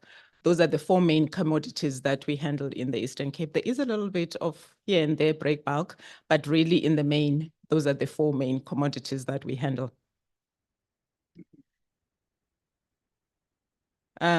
Just briefly, starting with Port Elizabeth. We've got Port Elizabeth, we've got Ngqura Container Terminal, and we've also got East London MPT Terminal. Briefly looking at Port Elizabeth with what we have in commodities, auto, bulk, containers, and break bulk. The bulk, it's the oldest plant that we have, which handles manganese. It's a 63-year-old plant. Michelle touched briefly that we are looking into building a new plant, the Ngqura Manganese Export Terminal at Ngqura. That plant will be to replace this old one. That will be a 16 million ton plant. We are looking into PSP for that one Transnet will make an announcement soon. We're just doing all the background work that needs to go into it. We're hoping to do that together with private partners in the new plant. For now, really, the capacity is about 5 million tons. We are averaging about 4.5 million tons a year in that plant.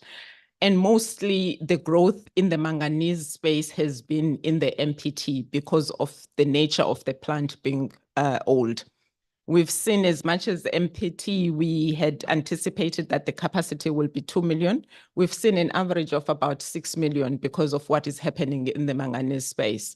So we are closing that gap where we're finding growth in the manganese through our break bulk. Break bulk will cease operating once the big plant is manufactured. Briefly on our containers, we've seen a growth in the PECT, 42% growth from previous year. PECT, we normally close shop around October to March, and then it starts picking up again in April. But last year, lots of diversions from Cape Town. PECT did not close. We normally use the time where we say it's kind of closed to do major maintenance work during that time. We've got quite an old equipment in PECT. And last year is the time that PECT was in peak for the entire 12 months because we were also doing the deciduous fruit from Cape Town. And what that has assisted us to be able to also convince Transnet to be able to buy equipment for PECT. We will be receiving a crane, SDS crane, by February 2025, new straddle operators in June 2025, because in engaging with the industry, especially the deciduous industry, they've made it clear that PECT is always going to be used as an alternative also for Cape Town. So it's important for us to make sure that we are resourced for both citrus and deciduous in PECT. Auto space, quite really also another exciting space in PE. It was mainly in VW Auto Terminal, but with the efficiencies that we've been providing there, we've been able to attract Ford. BMW was also a new one that we had last year. I've touched on the manganese growth, especially in the break bulk side, where we're seeing about 6 million tons now to close the gap and to be able to attend to the growth in the country of the manganese, and which will be then be going to the new plant that we are planning to build. PECT as well, with the challenges that we have of the equipment, we've changed the operating model this year. It's a typical straddle carrier operation. But this year, with the challenges that we've experienced because of the old equipment, we've put in also haulers to work with straddles. So it kind of works similar to how we operate an RTG terminal to be assisted by haulers. With that new operating model we were discussing last week in our weekly industry meeting, we've seen quite a great improvement in the efficiencies with that, which was quite a surprise for most of us. It has been improved even by more than 20%. It's something that we are monitoring, but really in terms of efficiencies, PECT is improving with that new operating model that we've just started last month. Ngqura Container Terminal, this is our main terminal for containers in the Eastern Cape. It has also seen a growth in the last financial year, as I said, as well, mainly to the diversions from Cape Town. Ngqura last year, we were really just mainly capacitated to run 2 berths, but with the diversions, we took the 6 gangs that we had and we stretched it amongst the 3 berths. So we ran a 3 berth from October to March. We ran a 3 berth with the 6 resources. While we were doing that, we were also training and recruited 7 gangs. For this financial year, we will fully be running a 3 berth operation with 7 gangs operation. We're also in the process of recruiting to be able to run a 4th shift. NCT is the only terminal in the country that is still running a 3-shift system. So hopefully by the end of this year, we will be moving into the 4th shift system as well in the 3-berth operation. We used to say state-of-the-art terminal. It's been 13 years that the terminal has been running. Of course, the equipment now is starting to wear off. We are busy with a whole lot of work on our cranes. We are finalizing doing some energy chain work in our STS cranes. We've got a plan to refurbish a number of RTGs. And while we were going through that procurement process and looking at also some of the pricing, the organization has decided that for some not to even do a midlife refurbishment on the RTGs, but to go ahead and procure a new fleet to replace our old RTGs.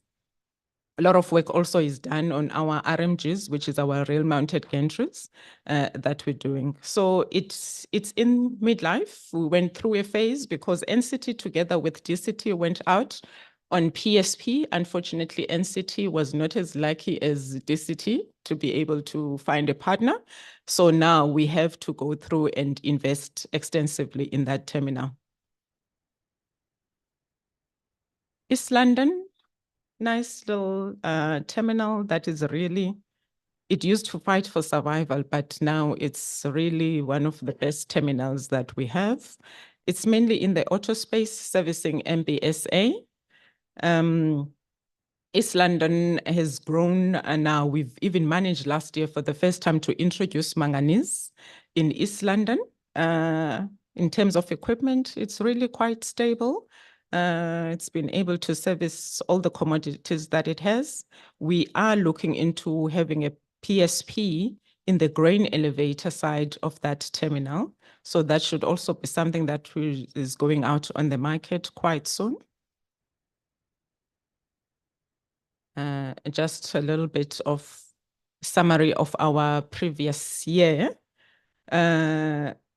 East London, we managed to open the grain elevator. We handled soya for the first time in East London. I've touched on the manganese, which is also was handled for the first time in East London. So we opened a manganese channel for East London.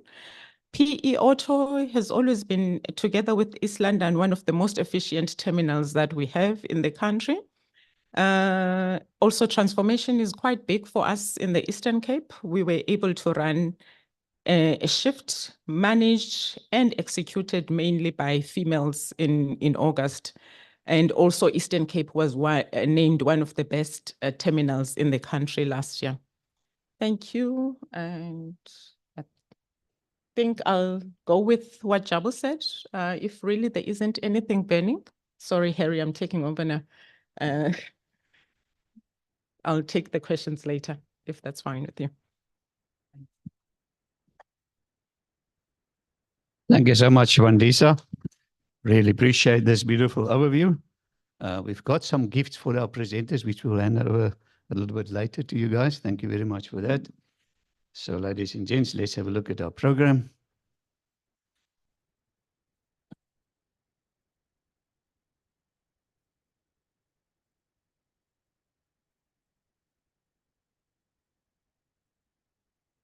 Right, so our next presenter then is Mr. Oscar Borcherds. He's the acting managing executive of the Western Cape Terminals. Also going to talk about successes for the past year, immediate readiness plans, and strategy for the next 2 years. Thank you, Oscar.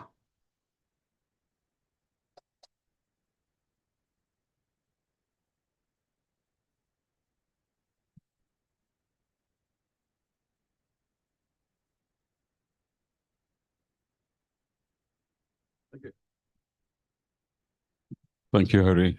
Good morning to you all. It's very good to be here. Let me take you to the Western Cape region, most beautiful side of the country. All right. Okay. We'll talk about that later. I think name is Oscar Borcherds. I'm acting managing executive for the Western Cape region, and that is Cape Town terminals and also the Saldanha terminals. So we do have a Cape Town container terminal, very much in the news. We'll talk about that. We've got a Cape Town multi-purpose terminal as well, supporting the big terminal. And then, of course, on the West Coast, we have the big iron ore terminal, capacity of 60 million tons, and it's all done at multi-purpose terminals, which presents itself with great opportunities. So we'll talk about that later. Okay.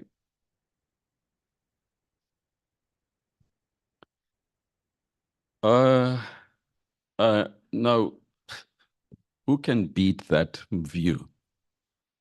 Top right-hand corner. But please do not concentrate on the mountain.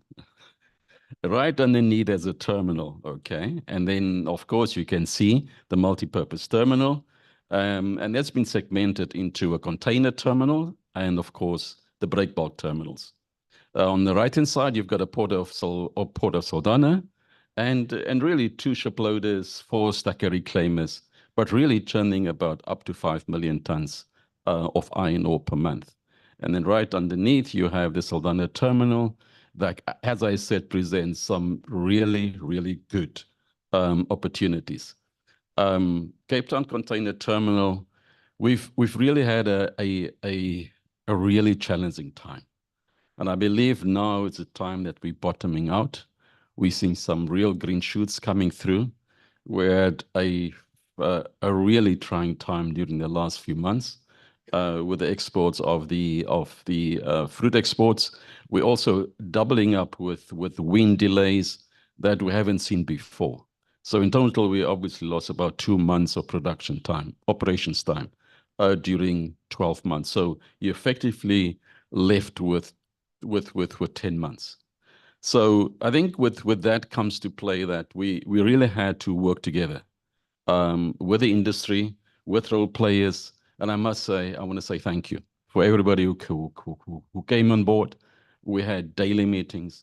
We had input. We received input. We have collaboration. And I've never seen it coming through.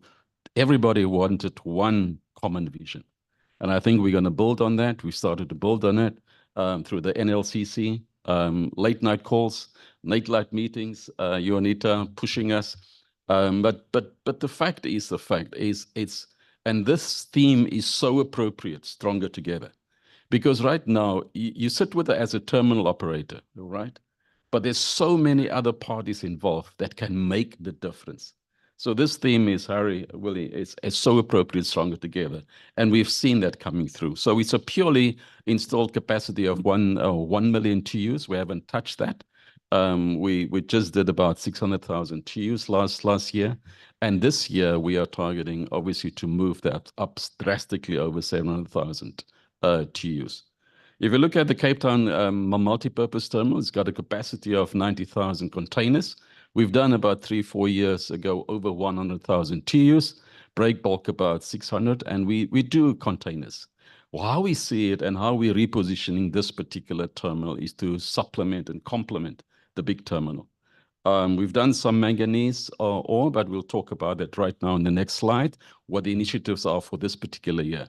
So then iron ore, as I said, 58 million tons capacity, and we have the opportunity to push through. There's a capacity of 2 million tons through the multi-purpose terminals, smaller parcels of 60,000 tons, and that can work. I mean, 4 or 5 years ago, we already exported up to 3 million tons through the Saldanha MPT terminal. So you need to be flexi and great for the support as well for the exporters to actually accelerate that particular mode. And key commodities, obviously, is, okay, let me just go up here, is really iron ore. It's a pure iron ore terminal, and it's beautiful to see those machines running. I must as well as through that, we also had to do real collaboration with our customers through our OUF. And I must say, we had a breakdown in stacker reclaimer 4. We managed, with the support of the customers, to bring that machine back 6 weeks before time. Now, that explains the magnitude of the collaboration. We had Jaco, our GM engineering and projects overseeing it. We had project managers from the customers. We had that particular robust discussion we had expertise from the industry coming into effect. And hence I say this theme is stronger together. Would that have been end of May? That was the plan. If we had to do it the normal way, with the collaboration, we brought it back by the 22nd of April. So that in itself, can you imagine the throughput opportunities, the revenue gain for our customers? So that's the type of thing that we are moving towards. And then your Saldanha multipurpose terminal, capacity of 9 million. We right gear to move to with that particular options. We're looking at manganese ore. We did about 5.2 last year. We're gearing up for 6.2 million manganese ore this year. Iron ore is still as part of the midlife refit on the iron ore terminal, and we can look at 1 million tons through that. Break bulk is consistent to support the minerals, and we will continue to do that. And part of that, in terms of collaboration, is with TFR, looking at their infrastructure, looking at our turnaround time. It's purely efficiencies, improvement, month-on-month improvement, where we've seen some 20% improvement in terms of turnaround time of the rail, because it's rail intensive. We've got back of ports that we work with closely, and we can also see some more gains coming through that. And we can also see that at least a 30% improvement coming through this particular year, to see that we can turn around more trucks and wagons to export more. So really the target is that we can do 6 million tons of manganese. We've got the capability to do 8 million tons of manganese ore through that terminal. All right, so looking forward, and as I said, for containers for the Port of Cape Town, we're looking about 900,000 TEUs, anthracite through multi-purpose terminal Saldanha, that's imported. And of course, I know about a cool 56 million tons. That will be a combination of through the big terminal and through Saldanha MPT as well. And then of course, your manganese, as I said, 6.5 million. That's a really beautiful number. And the other break bulk, 2.2 million tons. So it's a combination, it's a mixed masala, if you might call it. Let's look at what we're looking at for this year. Cape Town containers. And really, this is where obviously the high focus is and will be for the next year. The other high focus will be the iron ore terminal to make that running. So you're looking at your Jawa has mentioned in terms of the fleet replacement is purely fleet. Due to non-investment, non-maintenance, we have to speed up. The new equipment will come in only next year. The first batch of RTGs will only come in first quarter next year. Straddles will only come in first quarter next year. Fortunately, the 47 haulers will come in July, August this year. What do we do in the meantime? Right? You then partner. You partner with customers, with shipping lines. Thank you, MSC as well, to have really supported us. We got landside equipment, 2 reach stackers already. We have leased empty containers to help. There will be diversion of haulers coming through ex-Durban with the new arrival. And what it does, it's present itself to do the landside equipment to beef that up. What do you do with the old RTGs and what do you do with the old cranes? OEM partnership was concluded. We have now access, we've ordered parts. Unfortunately, we do not have all the skills from the OEM, so we have to bring in our own skills. And we've done it aggressively to do millwrights, operational equipment, technical skills coming in, electricians. And that's a skill that we do. So the strategy which we've started is bring in the parts, work together with the OEM. We've got two technicians on site for the cranes, and then start moving those parts into the equipment. And that is what we call a reliability program. So access to parts, we've done it. So now with the 7-year program, we don't have to do a long procurement process. So we can access the parts, bring it in with the teams, and we do that crane by crane as we come through. We needed also more technical skills, and it's still coming in. We just appointed 6 millwrights as well at the beginning of this month. More to come. We're out in the market to get more skills into it. So basically what we're doing is to keep those cranes running. All right. As I said before, it's a pit stop. Getting it done is breakdowns, having the teams available, bring those cranes into play. Fortunately, we have received also 7 RTGs. It's secondhand from LA. That has helped to bring in the fleet, and that also brings about redundancy. So it's all about getting the equipment in tune. We're also training operators. There's about 23 right in training, will be released by the end of this month. Second quarter, another 32 will go through. Last quarter, another 32 to bring in redundancy. We're really planning to have an 8th gang by the end of this year. The other one that I really want to put forward to you is that we're partnering with CSIR in terms of to get real patterns on weather. Now they can give us a 1 day, perfect, 100%. 3 day, probably about a 90% accuracy. I asked them, what about a week? They said, no, too soon. What we want to do, and I think it's really going to partner first and foremost with our shipping lines so that we have a predictive model in terms of how to berth, how to plan, and that will really help us in terms of planning the vessel arrivals, planning the landside equipment. We can then also then plan how we're going to do our stuff. So the idea is after wind subsides, we can have maximum resources. We can then have an amazing part where we can see vessels steaming or not steaming, landside equipment, trucking. And I really want to encourage truckers so we can really use technology as well. We've got Spotlight. Our IT is not here to give you real-time information. I can see the potential stronger together that we can use technology with our trucking fraternity. We can already have full access to the shipping lines. And then, of course, we have we have cold storage pack houses. We're also working with the fruit industry to come up with a predictive model. We hope to see that in the next 2 months. That will also help in terms of the value chain, packing, stacking, cold storage, etc. When to come in. We've really started to do work with Balcon and the Maersk terminal in Bellville. We see that continuing in terms of investment that side.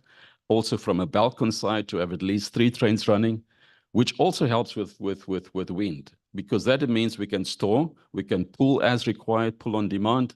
But really in terms of, as you can see, we can't do it alone.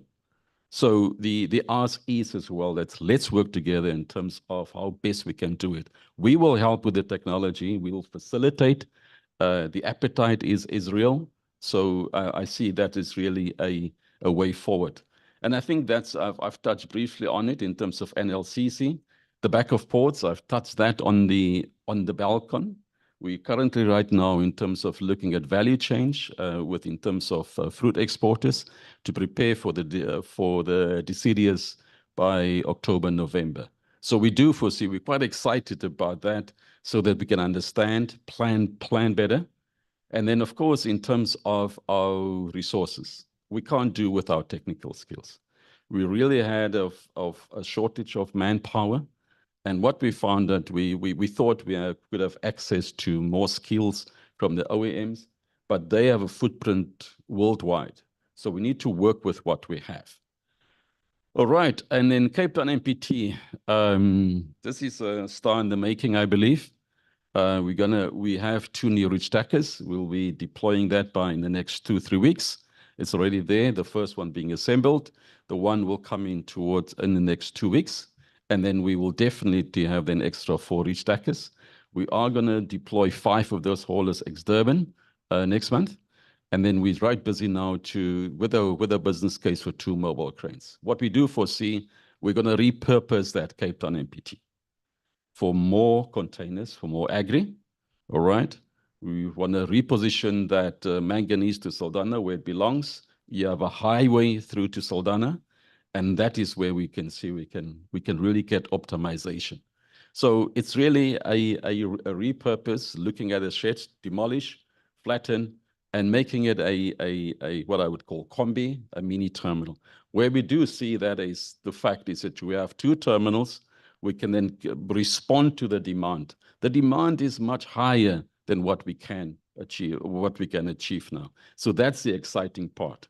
And we really want to push that by the end of the year, that we have seen some movement going through, so that we have two berths operating to respond to the demands. And like I said, we'll continue with operator training. We'll continue with the investment into manpower. So training will be continuous. I think where we really also want stronger together is also how best can we also partner with you with regards to the technical training. You have access to it. Let's talk with regarding to the regards to that particular issue. Let's look at Solana IoT. As I said, in terms of the collaboration with the OUF, right now we are doing a critical assessment of all equipment. All right, we will get that feedback. We'll decide what we'll do in terms of the investment into the equipment. It unfortunately is an equipment, is a conveyor belt system.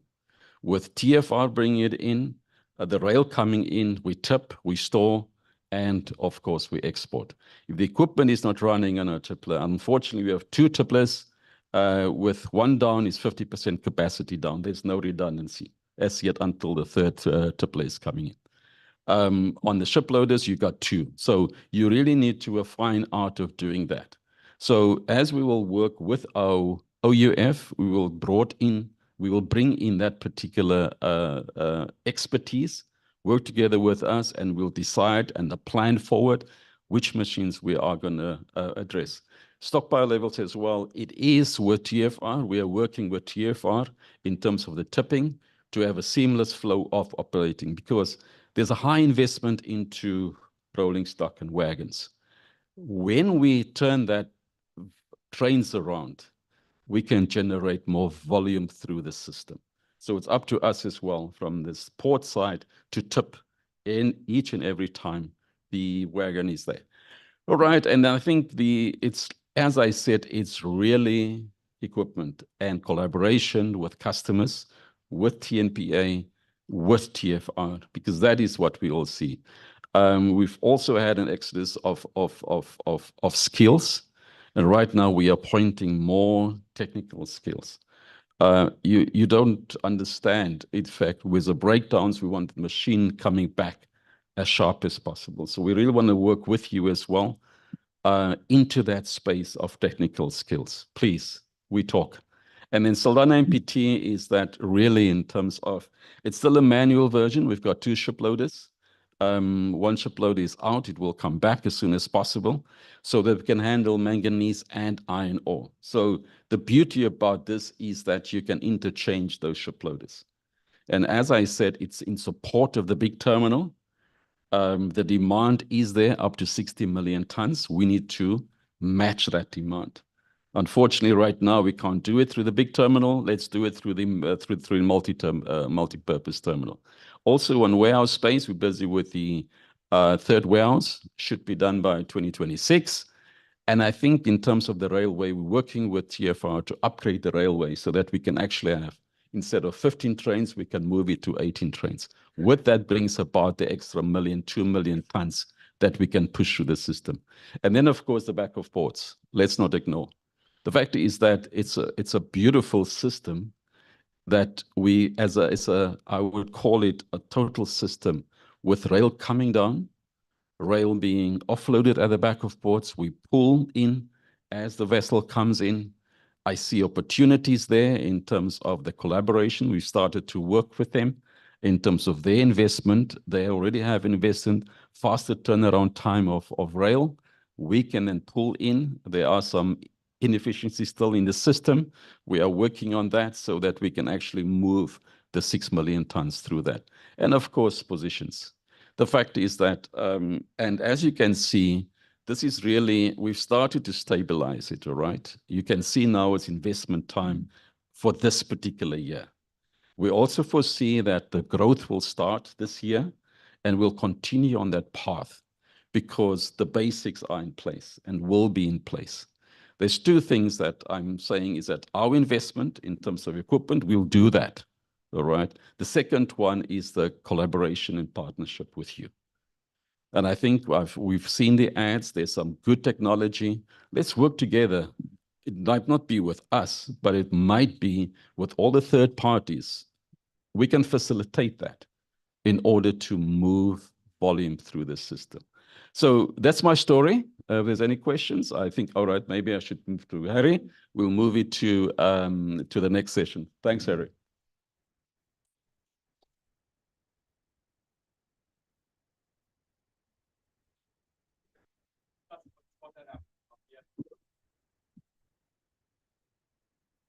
Thank you so much, Oscar. I really appreciate it. I just had a comment here from the floor that Cape Town must be beautiful, but Durban is much more attractive, something like that. Listen. I remember one guy said to me one day, there's at least one thing that's very good of the Western Cape. I said, what's that? He said, I rode back to Gauteng. So I don't agree with him. Oscar, thank you so very much. Ladies and gentlemen, what we're going to do, let's take a 15 minutes break. Let's go and grab a cup of coffee, and we'll see you back again in 15 minutes. Thank you very much.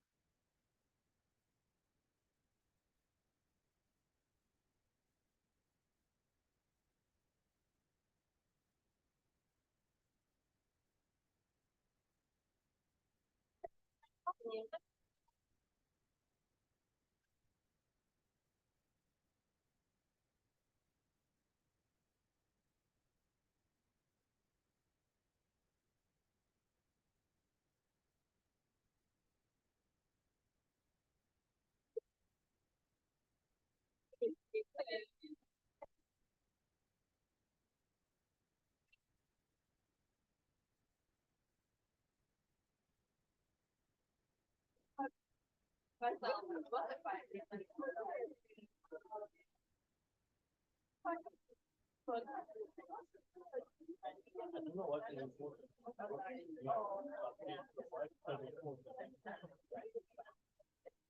do you get down to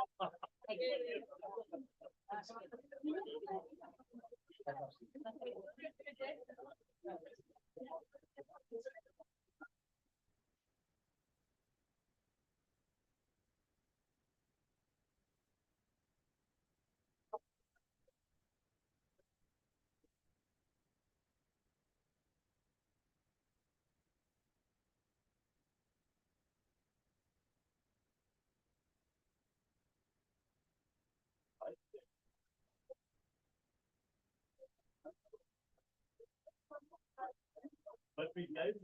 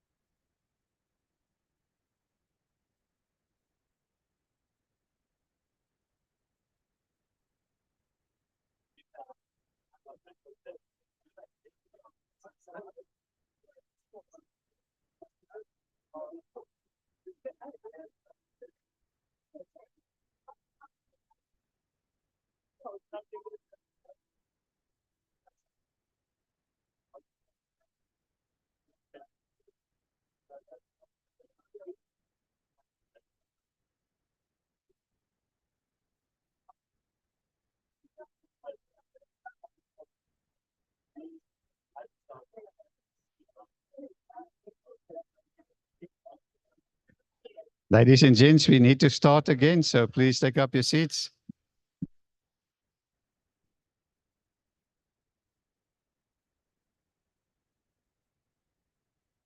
Kindly take up your seats. Thank you.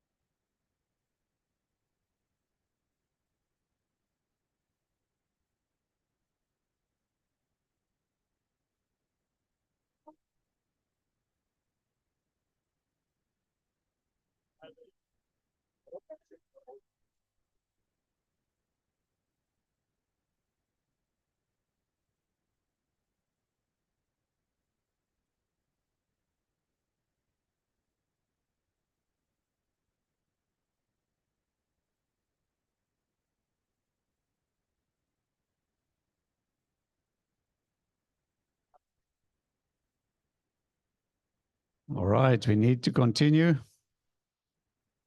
Lots of interesting topics still ahead.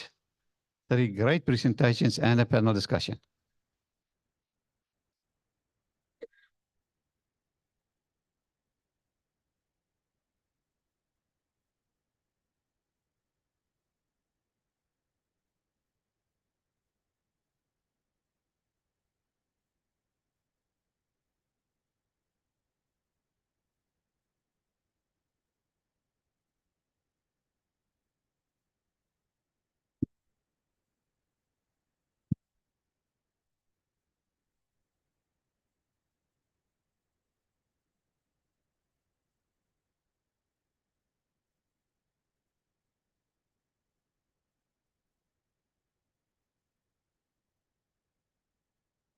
Righty, ladies and gents, we're still being hosted by Transnet Port Terminals in collaboration of the Durban Chamber of Commerce, the Ports Forum.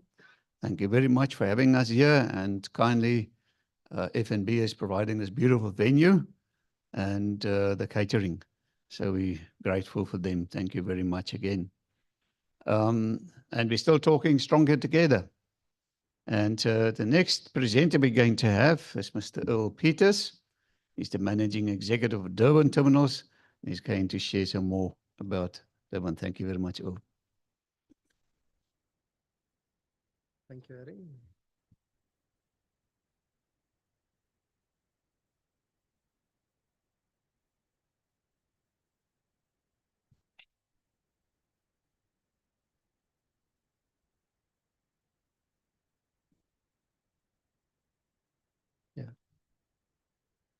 Good morning, everyone. I must say, when I looked around the room this morning, I feel more comfortable and more at ease because it's, I'm engaging more like it's with family. This is family members. All the faces that I've, and over the many years that I've become familiar with. So it's not the first time that we've been in the trenches together. What is great for me to see is everyone that has stood by us during the last 12 months and 6 months more in particular is in the room. So it's very encouraging to have you here. And I also take it that you're here as to how do you support us further with our recovery plan and recovery programs that we've crafted and developed. And obviously we've not developed it on our own. We've developed it with you, with your inputs. What was really great is that it came through transparency. We had to really open up and have those conversations. How do we support each other? But we came to realize in the end that we can't do this without each other. Unfortunately, as cliche as it sounds, we simply just couldn't do that. We had to realize, unfortunately, if we want to get through to the other side and be successful in what it is that we set out to do, is that we'll have to do this together. And so I would just like to say from my side for Durban, thank you for the support and for all the faces too. So strength in numbers for me, stronger together, it's certainly the case. Thanks, Willie. So just in terms of Durban itself, Durban was really defined last year by the Durban container terminals. By the container, if you want to call it the congestion that built up since September, October 2023. It became the phase 1, more so even of Transnet Port Terminals, just in terms of the attention it drew. Everyone was interested in Transnet. For once, we actually, I would say, if it's okay with you, Jabu, in terms of RC, we replaced also one of our other state-owned companies and we took the #1 spot. So in terms of that, generation is stabilized in terms of power supply. The looming crisis that then came through was the logistics around it in terms of getting parts, components, spares, goods to the respective supply chains and industries. That really became really topical for us. And the seat obviously was myself with my team. But with that, there's six business units that I head up. And the rest of the 6 businesses has really done well. So I do not want to take any of the particular achievements away from the rest of the business in Durban. So there's 6 terminals. Durban Container Terminal, which is the major one. I'm going to skip this overview of just in terms of the port layout. But Durban Container Terminal Pier 2, so this is the largest container terminal within the suite, within the port system, particularly in the coastal ports within South Africa. Capacity of 2 million TEUs. So this is primarily a gateway terminal. We do some transshipments by and large. And that it's, and particularly if this terminal does not work, it does impact various sectors in the economy. And this is really where a lot of the focus has been for the past 6 months. I'll come back to just in terms of what it is that we are doing in the various terminals in terms of developments. Adjacent to that is the Pier 1 container terminal, second largest in the Port of Durban. It handles 700,000 TEUs on an annualized basis, also gateway. This is a different type of operation, is what we call it's an RTG terminal. As in the Durban container terminal, the prime mover there is a straddle carrier, what we call, so it handles one container at a time, and it only straddles one box. In the Pier 1 container terminal, it's RTG terminal. It straddles various number of containers in terms of rows in one block. The Durban Automotive Terminal, largest automotive terminal in South Africa, being the main hub in Durban, handles, although it indicates an installed capacity of 520,000 fully built units that we can handle on an annualized basis.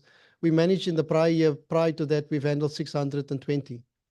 But it was a mix of various things that provided the opportunity for us to exceed the installed capacity. The moment dwell improves, you have the ability to actually do more. So there was a fair amount of imports that came through the prior year. What we saw for this year is that it changed around and it became particular for the economic conditions, the prevailing ones, is that exports took center stage at the Durban car terminal. We've also had a previous record of 125,000 units exported in 1 year. We broke that record last year, so we've moved for this year. Past ending March, we did 234,000 export units. And that was encouraging for us as well. And we want to do more of that. Our group chief executive spoke about that in terms of how instrumental we are in terms of supporting the automotive sector for the country, in particular for foreign direct investment as well. The adjacent to that is also a terminal called the Durban Multipurpose Terminal, or that many will know as the Point Terminal. Now, this is a terminal during the time of crisis that's really stepped up, really came to the forefront in terms of supporting both Pier 1 and Pier 2. The year prior to this, we did 90,000 TEUs. For the year past, we achieved 174,000 TEUs through the same terminal. Same equipment, same people.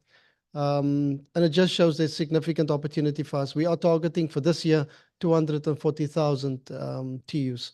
Although it shows installed capacity, we believe at the tempo that we are achieving, we're doing about 20,000 TEUs per month now. So that number is certainly achievable. And then there's a bit of break bulk, similar to the other multipurpose terminals that we do through this particular terminal. Just across the bay and part of the oldest part of the port, the Durban Maidenhof. It's 2 terminals there. It's as a multi-purpose terminal. By and large, it handles coal. So it's coal exports, it's mineral products, neo bulk particular that is being serviced through that particular area. A terminal that in the past used to do anything but about 200,000 tons per annum. What we've seen is during the last 3 years, this terminal has on average now produced 1.2 million tons. And obviously with support from the various cargo owners that we've been able to achieve this feat. Really little infrastructure, little equipment that goes into this operation, but really success story in terms of how it is that we've supported, particularly the mineral sector.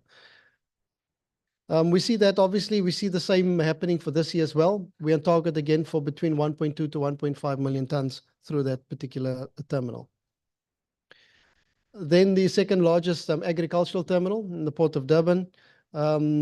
Installed capacity of 1.5 million. We've been averaging around between 1.2 and 1.3 million tons on an annualized basis through there. And this also with support from my anchor customer, particular NCT Wood Chips. If the collaboration wasn't there in terms of how it is that we've collaborated during the years, this too wouldn't have been possible. Now, this is a terminal, I would say, around about 2008. only used to do in the region of about 500,000 tons. With the exports of agricultural grain products now, with export maize, import wheat, and export soya, we've been able to supplement that number and grow to 1.3 million. And it's interlinked infrastructure. It's linked with NCTU chips, and obviously in terms of our infrastructure on the water side. And we definitely see that there's certainly opportunity for us to grow. There's certainly significant opportunity for us to also start looking at how do we partner for the future to ensure supply of food, in particular for the agricultural sector. So 24, 25, what does it hold for Durban terminals? One, it is that we've managed to stabilize the crisis that we saw in September, October 2023.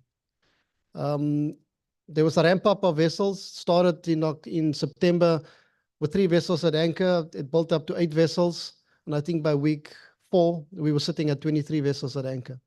70,000 TEUs that were sitting at anchor, just import cargo. So one can understand how big that number was in terms of industry waiting for components, ingredients for manufacturing. And the one was so dependent on each other, is that no one could get to the point where you needed to get to the finished goods now, because everyone unfortunately was waiting for something and bits and pieces of what was inside of a container. So it really tested us, and we would not have been able to achieve this particular recovery process without the various stakeholders' engagements. And that is all the way through from SARF, through UNITA and under her leadership. Tukwini municipality has also been instrumental, the Premier's office, also the President's office in terms of the establishment of the National Logistics Crisis Committee.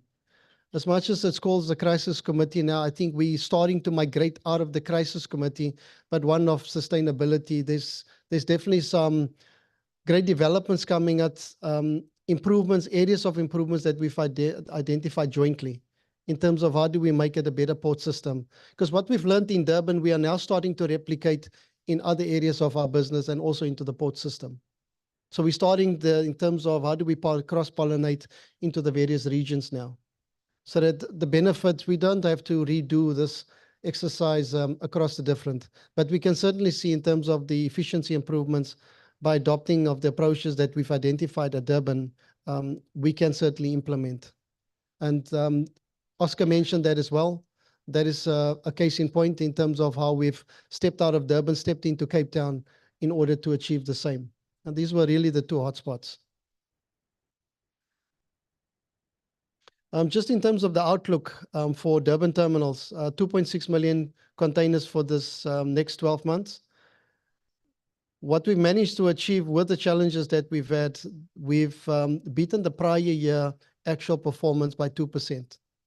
And that was with all the challenges that we've had in terms of the equipment that we were facing. So at some point in time, we were operating at 46% of our capability, just by the sheer amount of equipment that was not available to deploy.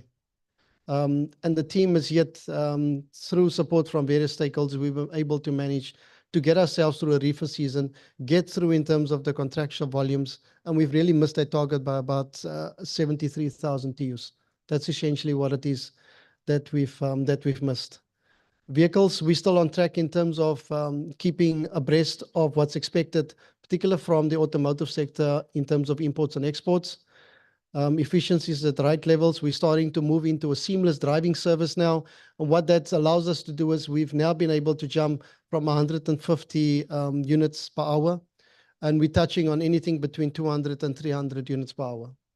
And that is really by just in terms of a co-created solution that we found with the carriers and with the OEMs as well. Coal will continue for Durban regions as well, including the neo-bulk products. What is new coming into the fold is iron ore that we're seeing although it's a very small component. Break bulk will still feature very strongly for the Durban terminals as well. Not to repeat many of what the previous speakers highlighted. So we all know that TPT has entered into long-term OEM agreements. So this is quite homogeneous across our network, in particular within Transnet port terminals. We've seen the benefit as well. We've now have standardized equipment in terms of the approach that will be for major equipment on our side, which is straddles, ship-to-shore cranes, RTGs, and also prime movers like haulers and trailers. So during that period of time, as indicated as well, as that through business unusual processes, which has been approved by the Transnet board, it has us allowed to be, we were far more agile in terms of sourcing equipment that we needed, that was readily available. Other than that, we had to follow a very tedious and very onerous process in terms of sourcing equipment.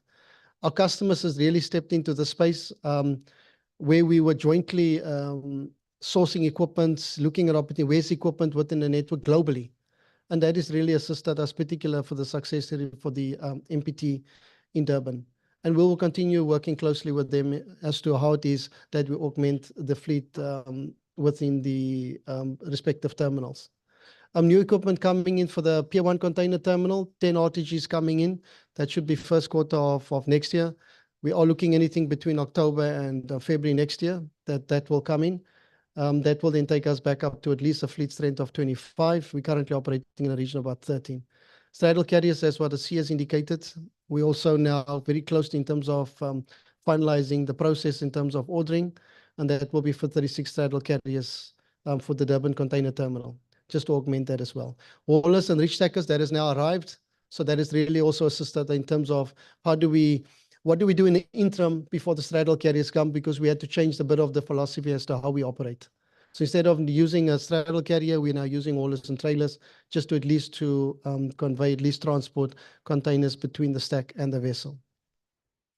Processes where it's really come into its own, because what we came to realize is we have what we have. The type of equipment we require is not something that you're going to find on a shelf.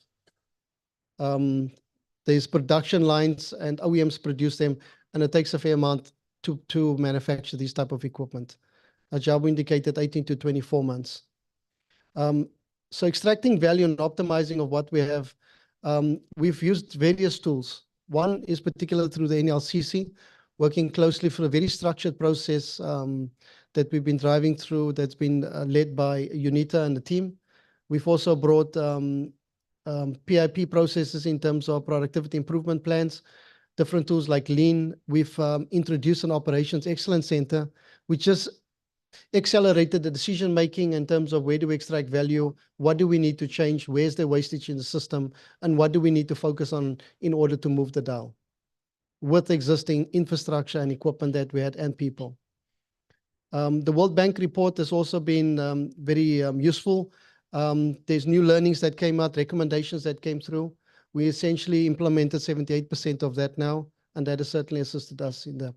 A very exciting one that it is that we've implemented, and this was really to co-create with employees within the business. And it is one, how do you kickstart a very quick change process within the business? And this what it's coined as the Rapid 100, but it's a rapid results approach. It's something that's been founded in the US. But it's how to extract quick value. One, it creates ownership and accountability with the teams on the ground. You quickly look for solution in terms of what it is that we can do. And we've established 9 of these teams. It looks at in terms of asset optimization, how it is that we improve efficiencies. Also in terms of just deployment of our own resources. And also areas of where we find latent areas where it requires improvement.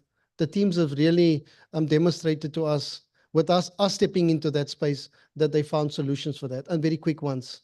And that is particular assistance in Pier 1. The Pier 2, same scenario. Because the question is, if you have 46% capability, how exactly did you achieve the volumes that you ordinarily would have done in the previous year? And if it wasn't for this really, and for all of the support that we've received from various stakeholders, we wouldn't have been able to achieve that. Remember, we still have South Africa, as UNITA many times said, there's South Africa Inc. that we're all looking after.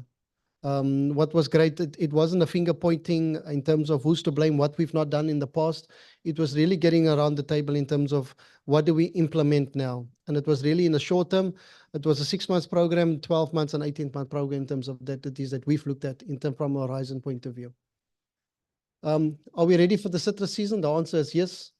And we could not have done so, again, through the support from the various stakeholders. We expect a bumper crop. and with support from the Citrus Growers Association, we also have visibility a bit deeper into the value chain in terms of what do we need to prepare for.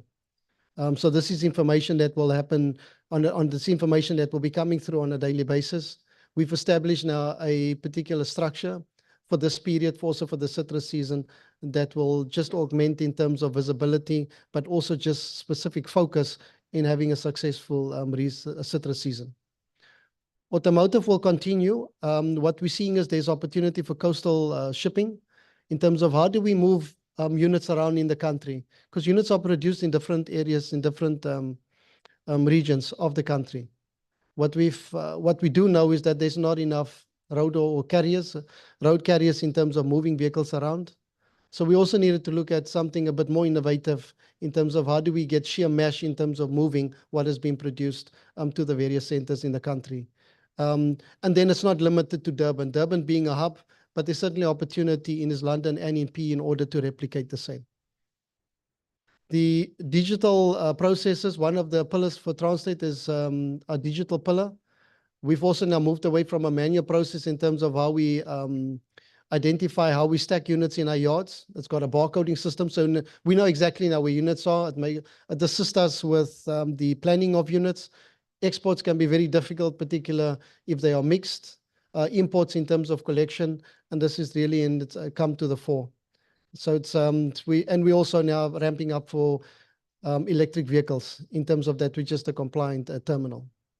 The one thing that this region has also done well is we've employed 1,300 plus minus 1,300 employees. So we moved from a 3-shift system to a 4-shift system. This has now given us the ability, one, to ensure our employees have the adequate rest period. Prior to that, before they took a break at 17 days, it's now 4 days on, 4 days off. What we have seen is that our absenteeism has dramatically come down. But also we've seen the morale has improved, particularly for Durban, because we know a lot has been happening in Durban. On the back of the private sector participation, our employees has remained really committed throughout that process. The one thing that for myself as managing executive for Durban, it was an area that there was concern, there was worry for me in terms of particular something as big, how do we keep the environment stable?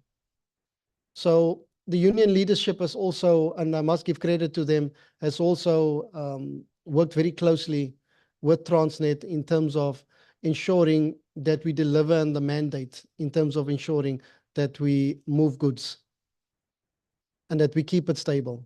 For anyone that was being part of the port system many years ago, anything unfortunately that would appear as a threat, one would see the immediate, unfortunately, reaction, particularly from our labor force. What we've seen over the last few years, we've certainly not seen that. I've seen great productivity coming through, give our employees the right tools, the right equipment, and they will produce. Like I said, 46% capability, and they've still managed to do what we've done the prior year with more equipment. Maidenhof will also continue with the agricultural products. We see there's a significant opportunity now for wheat imports coming through, as the crop has not been that great, particularly on the agriculture side of maize. So obviously the neo bulk is also where the other opportunity is. So there's very collaboration that we are doing, in particular with Institute Wood Chips, as they're also rebuilding facilities in Richards Bay. We are also supporting them jointly in terms of how it is that we move more agricultural products through the Maidenhof environment. So that is in a nutshell for Durban terminals. It is in good hands. We've stabilized, and we're certainly looking forward to the recovery plan yielding the desired results as the performance parameters that we've set out to achieve in terms of the mandate under Transnet and its board. So thank you very much. I'll take questions then when we completed the next. Thank you.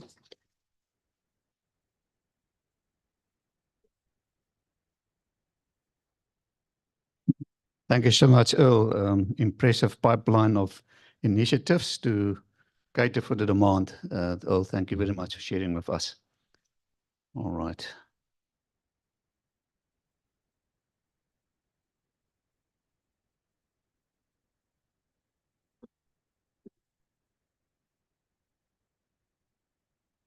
So ladies and gents, We're still talking about the terminal successes of the past year, immediate readiness plans and strategy for the next 2 years. And the last presentation in this regard, not the least, is Tula Sizwe Tlamini. He's the Managing Executive of the Richards Bay Terminals.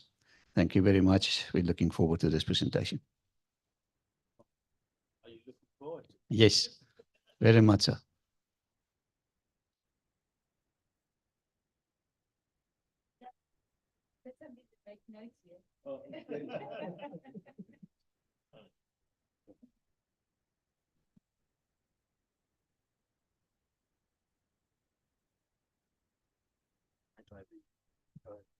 Okay. I have to turn this all the way down.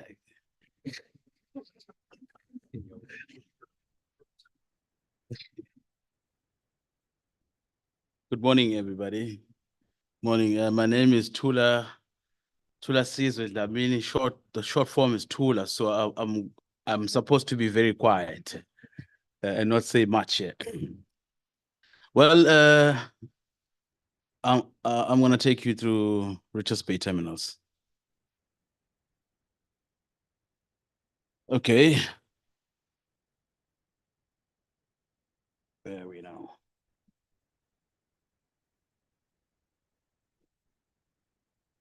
Richards Bay Terminal. So, look, I'm just going to give a brief overview of the terminal itself, you know,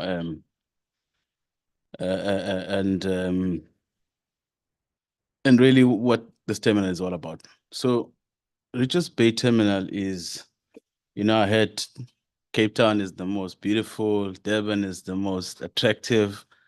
Richards Bay Terminal is the deepest port in Africa. Yeah, and it's the biggest as well. Yeah, we've got 13 berths, you know, that we operated at any given point in time. Yeah, 2 terminals in one, and by design, there's the dry bulk terminal right in the middle, and on the wings is the multi-purpose terminal. Okay, 3 berths on the one side, on the left-hand side, and then the other 3 berths are on, well, which is left? Is this right? Yeah, and then the other 3 berths are on the left. So I'll just quickly take you through, you know, how these berths have become preferred berths for different types of commodities, you know, so almost like customized for clients and for different commodities as well. So berth 606 on my left. So what we've had to do when we experience the coal boom and congestion is open a gate there called clinker gates to divert the volume to use a different way of getting out of the terminal. So berth 606 predominantly sulfur supporting for score right behind the berth itself. Berth 607 is now what we call the box operation. So there's the way coal has to be consolidated. We moved away from skips, you know, in handling coal at MPT. We're using what we call the box operation. It's a grab operation. So we've shifted the stockpile close to the quayside, you know, to use the derricks, you know, to grab cargo right on the quayside itself. And we've seen that do some wonders for us. A coal ship would spend up to 10 days alongside using a skip operation. We're doing coal ships at a 55,000 ton vessel at 2.5 days now. So giant leap in terms of productivity and cutting down on demurrages on those vessels. And I must say, this operation has contributed significantly to this 8 million tons of coal that we handle for the country in the last financial year. In fact, for the last 2 years, you know, this operation has come in and really has ensured that we move the volumes that we do. I'll talk to the land side later, you know, what it has also done on the land side. But this is what has happened on the water side. Then you go to berth 608, combination of break bulk there and some sands, mineral sands that we handle there.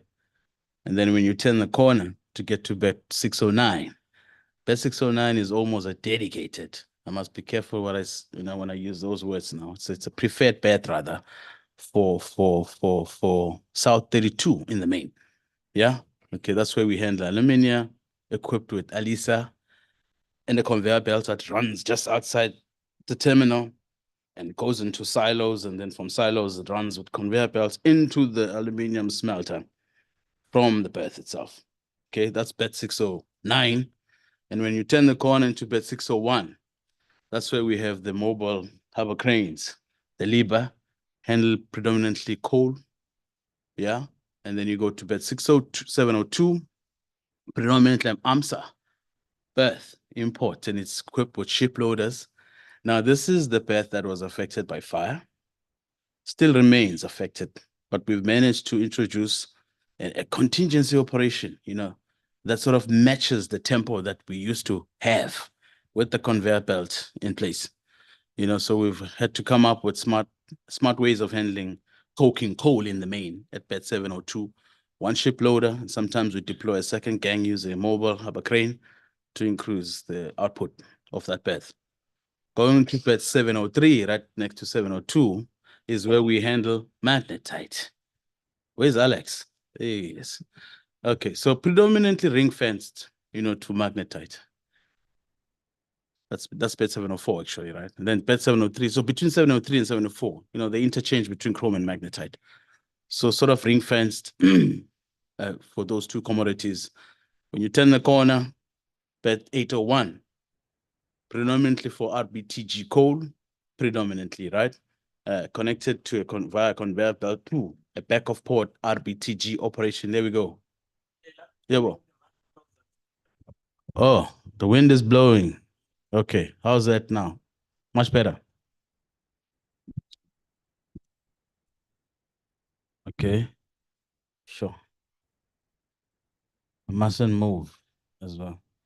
Okay, so bed 801, primarily coal, RBTG coal in the main. And then if you go across adjacent to 801 is bed 804, predominantly wood chip. Beth. Yeah, Danny, that's your Beth. But then again, I mean, in between, opportunistically, we slot in MPT vessels there, but predominantly that berth is handles wood chip. Again, conveyor belt all the way from the wood chip mill, you know, behind the terminal into our facility, connects to our belt into a dedicated wood chip loader. But what we've also just done on that particular berth, we've put in now what we call a multi-purpose ship loader. So it means it can handle wood chip and any other commodities, multi-purpose. And it can handle up to 3,000 tons. So the challenge is, you know, how do we ramp up, you know, everything else leading to the berth to match the tempo that the ship loader is going to do. So that's our next challenge, but we've got that now and we can turn around those ships much faster. So going across an MPT, bed 706, ring fence, box operation, bed 707, lumpy chrome MPT, bed 708, ring fence to Mr. Garthia himself for ferrochrome in the main. And if you go look far right of this document, I mean, you'll see there's a ferrochrome slab there. And that's where all the ferrochrome is dedicated. Rail line is in there as well. So 13 beds, that's with Richards Bay Terminal. But I'm not done. What happened to the slides? Okay, let's go back there.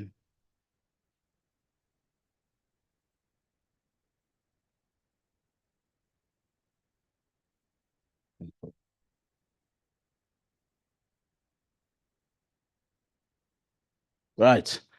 So if you look at the bottom of this document, Richards Bay Terminal probably has the biggest rail infrastructure as well. So not only is does this terminal have a deep beds, it also has massive rail. Great opportunity, really, you know, to become a primary outlet for the country's minerals, if used well, right?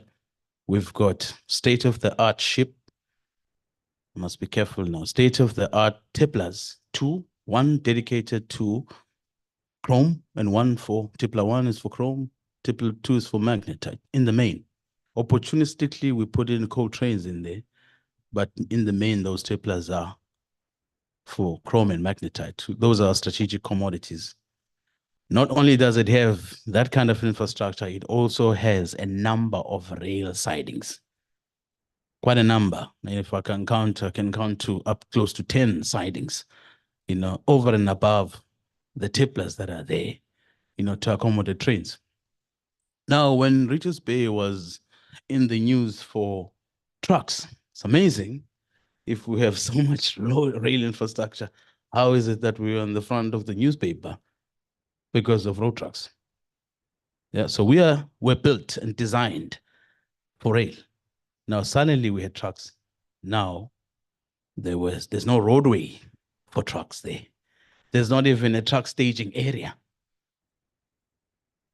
because it was built for rail. So suddenly we had to deal with trucks. Guess where the trucks had to stage? On the N2.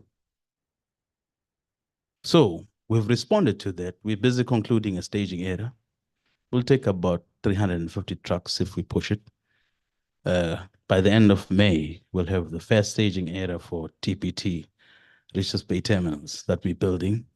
We're building it not because we're anticipating to have a lot of trucks, but we know with minerals, there could be another commodity boom that can catch us off guard. So this is just so that we can be able to stomach any commodity boom, beyond our rail handling capability. At least now we want stage trucks on the N2. We'll have our own staging area. So that's what we're doing in Richards Bay. Okay, so that's the overview. Now, over and above these colleagues, this terminal also has a network of conveyor belts that are connecting us to a number of harbor-bound industries. Yeah, some are going underground, some are going above ground. It was designed really, not to be what it is now known to be. We really have I would think, a world-class facility that if we can really invest in it, we can be one of the top terminals in the world. Okay. Okay. Am I going in the right direction? Wrong direction. Okay. There we go. So I'm going to quickly talk to these graphs without spending too much time on. So we did 29 million tons again this last financial year. So 2 years in a row, 29 million tons. And before that, 2022, we're sitting at about 24. So a 20% jump, quite significant, and mainly because of the coal that we handled. I'll be honest, we handled a lot of coal, and it has contributed in the increase in the volumes. Now, coal prices have plummeted significantly. So we're handling coal, but we've also, with the drop in price, we've also seen a high demand for rail, obviously, because it's the most economical way of moving coal. And TFR, our sister companies, has responded to that. In October last year, we were averaging 7 coal trains a week. We are now up to 21 coal trains a week. And our sidings are really kept busy. Now, if you multiply 21 trains, by the tonnages that are handled on each train and divide by 34 tons, you can imagine how many trucks that we've taken off the road because of that. Yeah. So great for us, a good change. Okay. It's taken a number of trucks off the road. We've also returned the famous Green Road conveyor belt, that was taken out by fire in 2021. So that belt carries 3.5 million tons of coal. So when it was bent down, it meant that that coal had to be shuttled into the terminal using trucks. So the shuttles impacted on the export trucks that were coming into the terminal. So they had to wait for the shuttles. And that waiting, meant accumulating of trucks on the road. So the belt is back, trains are there, trucks are gone. So we kind of have a winning formula, and it seems to be working for us. So if you drive to Richards Bay now, you won't see trucks parked on the road, and we don't see that to be a picture anytime soon. Now, we have a lot of chrome still on the road. If you look at the facets of bars there, the first graph, the red is 72% of our core chrome is on trucks. You know, and now that has its own set of challenges. We can handle it because we're not handling as much coal because coal is now on rail. But what it has now introduced, you know, with every coal chrome truck that comes in the terminal has to be weighed. So suddenly our weight bridges are dead because now they need to handle so much trucks and we don't even have time to maintain them because we have to allow the trucks to come in and offload and leave. You know, we like the volume, but it comes at a price, at a cost. 14 weigh bridges, sometimes we down to 4 weigh bridges because we're weighing so much cargo. If this cargo were to shift back to rail, we'll have 90% of our weigh bridges running because we have time to maintain them. There's gaps in between and all of that. So it's coming at a cost. The middle part of the graph is magnetite. Magnetite is 100% on rail. So we don't have any magnetite trucks in Richards Bay. And I don't know how magnetite is getting it right, but magnetite has got it right from day one. Okay, and then on the far end is coal. So that 90% on road is something that happened obviously in the last financial year. But there's something else that I must inform you of. The 29 million tons that we achieved. There was a time, I don't know if you remember, that we awarded a materials handling tender to a bidder, and it was later challenged in court, and we had to withdraw the award. Richards Bay Terminal ended up with 10 pieces of equipment, yellow machines, and the demand is 145. So you ask yourself, how did we make 29 million tons then? That's because the customers decided to step in and rescue us by supplying us the yellow machines to move the commodities, you know, for mutual benefits. I'm happy to announce that we now have our own yellow machines in Richards Bay. We've managed to find a way with the court case pending to still get the machines in by being creative. Thanks to our CE, you know, for assisting us. So we're handling a cargo using our own pieces of equipment in the main. So that's slide number 2 or the 3. Let's get my driving right here. Okay, some of our strategic initiatives. Now, my colleagues have spoken about equipment and our challenges with equipment. So not only do we have mobile pieces of equipment, we've also got conveyor belts that we need to maintain. And unfortunately, if a conveyor belt is not managed well, not only does it spill cargo, but it can start up fires as well. So, and it's quite a lot of conveyors that we have to look after. So something that is at top of our list now is to ensure that our conveyors are not spilling and our conveyors are well maintained. This we're not going to do on our own. This we're going to do in partnership with some of our customers. We've seen that partnership work, you know, bringing in those expertise. Some of our customers have mines. They run the same infrastructure. So we can learn from them. So that's where we are going. Now, when cargo is spilling on a conveyor belt, what it does, it starts to accumulate. And when it accumulates, it becomes, because a conveyor belt can handle more than one commodity, then it's mixed, then it becomes waste.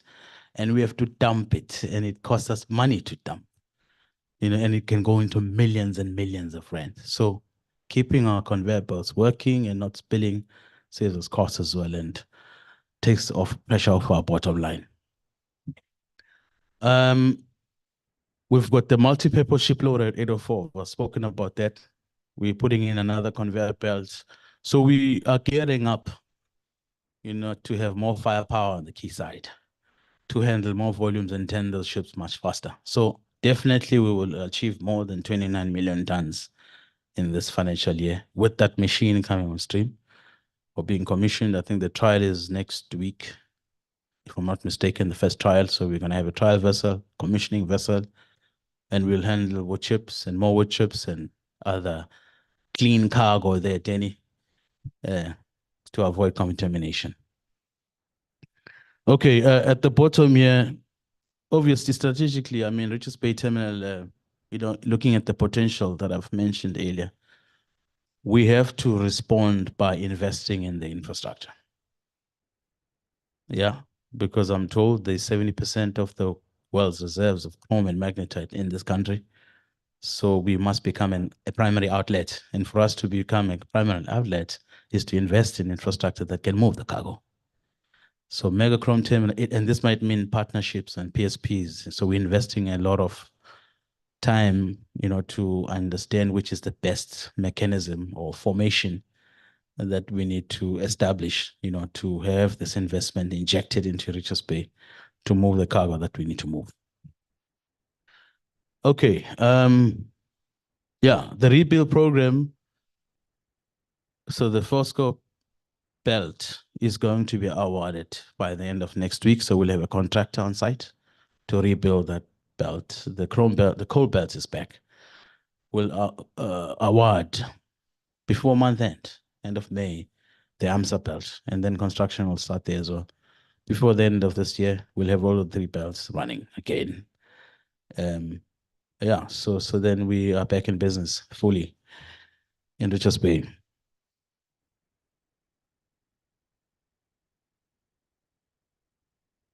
Okay, in terms of volumes, look, I mean, we are a bulk terminal in the main, so we're focusing on magnetite, 4.8 million tons. Coal, we'll still do coal, but we'll do it in a responsible manner. We're doing chrome, as you can see. We've got inland facilities, colleagues, that have now assisted us a lot. We've got a Kendal facility and a Pendoring facility. Kendal is assisting us consolidate. Instead of trucks driving to Richards Bay, they offload in Kendal, and we've got trains picking up the coal all the way to Richards Bay. So these are TPT facilities and strategically built for this purpose, to try and push the consolidation of coal upstream so that only trains come down to the coastline. So Pendoring is predominantly for chrome, and I can tell you that facility is still grossly utilized, but we have trucks coming to Richards Bay, as you've seen the picture. We would like to see Pendoring grow, become a consolidation point for chrome, so that we can get chrome coming to the terminal via rail. We're seeing a shift with coal. Kendal is doing that for us. It's become a consolidation point, and we're shifting cargo to the terminal via rail. We don't do much containers, 6,000 TEUs. Okay. Now, this picture, I hope you can see it. What it's trying to demonstrate currently is what's happening in the chrome open stack with trucks. The stacks were designed, and I'm going to point to you the method of working in this open stack. So this is a yellow machine. And it's supposed to be loading cargo on the conveyor belt using what we call the hopper.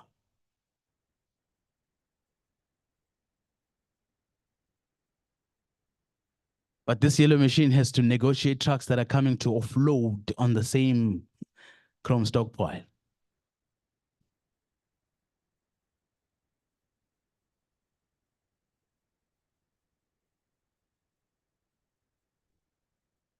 We can't get efficiencies. This is what trucks have done, because this terminal was designed for rail. Ideally, chrome should be going into a tippler, into what we call a stacker. It stacks, and then from there, retrieved by payloaders to the hopper. No truck involved. But with trucks coming in, this is what we are faced with at the moment. We're hoping to move away from that. If more cargo diverts to rail, then that picture disappears. Into the future, how we want to see ourselves handling magnetite. So currently, cargo comes offloaded by trains or from trains into what we call a drop zone. From the drop zone, retrieved by yellow machines, stockpiled. Then from the stockpiled, retrieved by yellow machines to the conveyor belt. We'd like to see a Sultana. You know, Oscar talked about his beautiful stackers there. We want to put beautiful stackers as well in the middle, Oscar,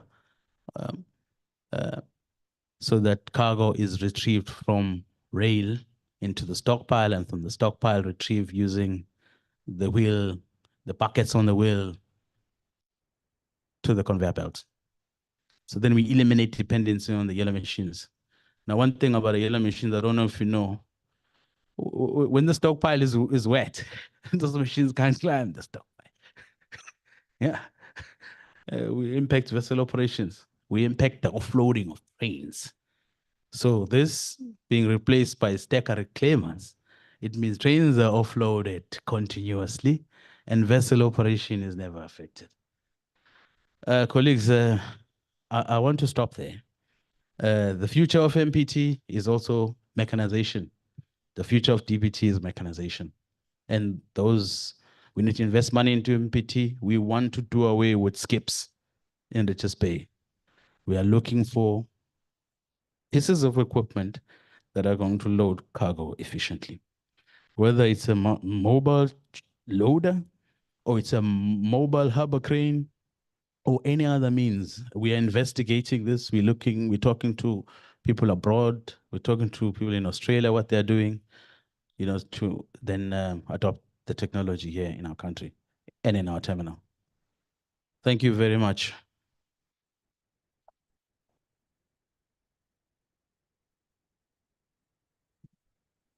Thank you so much to the deepest terminal, sharing deep solutions to us.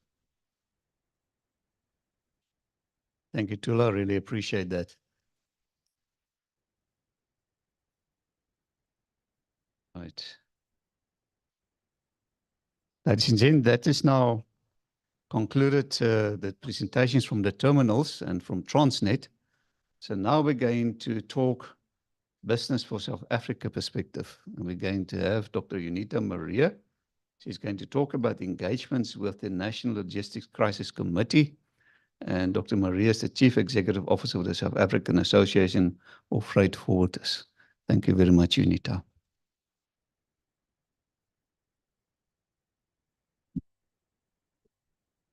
Ek nie hier nog kan keer in vir. Ik kan maar net daar op en af druk ook.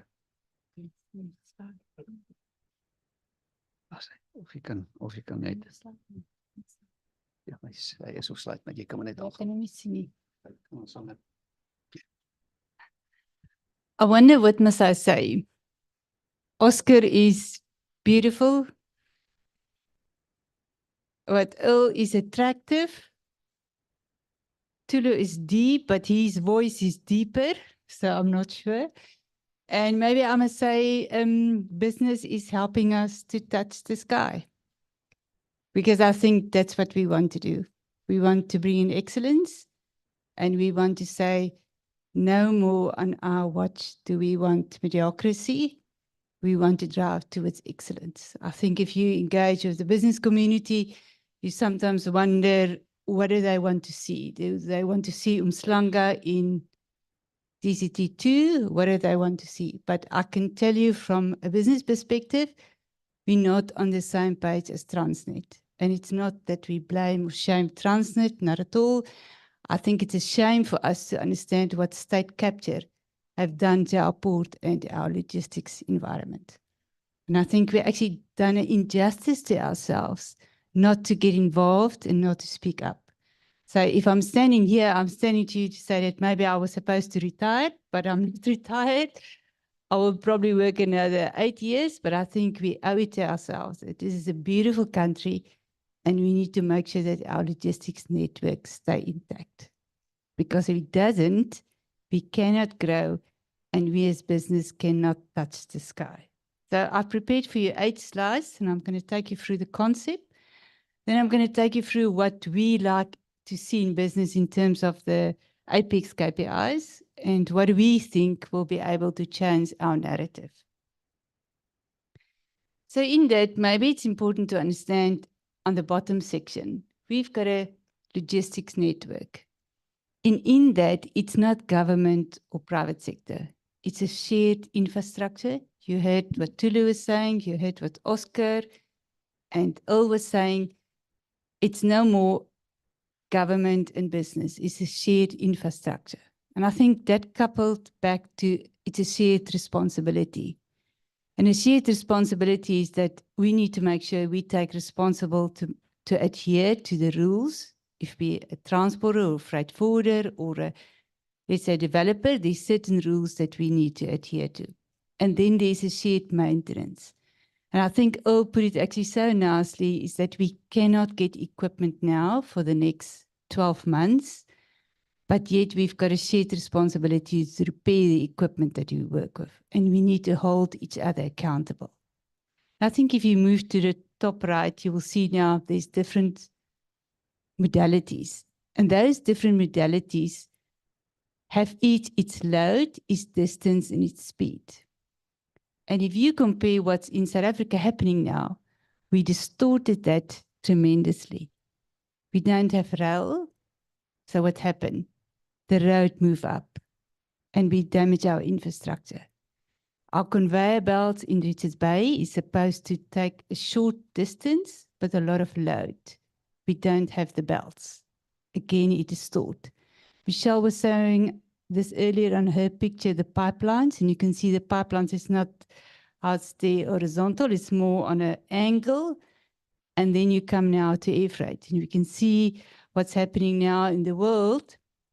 When we had the crisis last year, October and November, you add 21 days to the supply chain and you push up the air modality. The moment you push up the air modality, there's a threshold that it is becoming too expensive and we cannot bring in the different merchandise. I know the automotive sector went to bring in some of their components in by air freight, but it's not sustainable because you lose your competitiveness. And then ultimately, I saw on the slides, Transnet referred to installed capacity. But what we want to say, if we have our dream collectively to work towards excellence, we need to say the design capacity or the installed capacity must equal the demonstrated capacity. Because if we don't get it right, I can tell you honestly, we're wasting our time because we're bringing in more demonstrated capacity or design capacity, but the demonstrated capacity is not working in sync. And that comes to my next slide. If those 3 concepts are not aligned, I think that you will see, because business on the transparency side, and we many times when I engage with government, they always tell me, but business doesn't have one voice. You're right. It can never have one voice. We work differently. We have different business model. There's different characteristics. But I think there's one thing. We like to have transparency. And the moment we find ourselves in a space of transparency, we start trusting. And I think what we saw today was not hundreds of slides of Transnet, because that sometimes make me very nervous when they bring up a slide presentation and it's like 100 and 120 slides and you wonder, gee whiz, where's that going to go? I think you got something today that's real from Michelle, Jabu, Earl, when these two from the child from Eastern Cape, and then Tulu from Richards Bay. I could pick up in my heart there was a sense of truth, realistic. Yes, there is an element we work for the state and the government and we want to tell you what we can do better. But I think that gives me hope. There was a sense of that we need you as private sector to help us. And I think the moment that we pick up that, we as private sector need to say that we are here and we want to help. So that's why the equipment is very important. I think you heard what Oscar was saying in terms of the technical skills. And I want to encourage you, please contact Oscar. We have a meeting on Thursday with him and Kusatu and Untel to see how we can help with technical skills. Queues, we don't want it. We see a queue on the N4, we see sometimes on the N12, we see it on the N2, we see it on the N3. What does it mean? It means our logistics network is not working.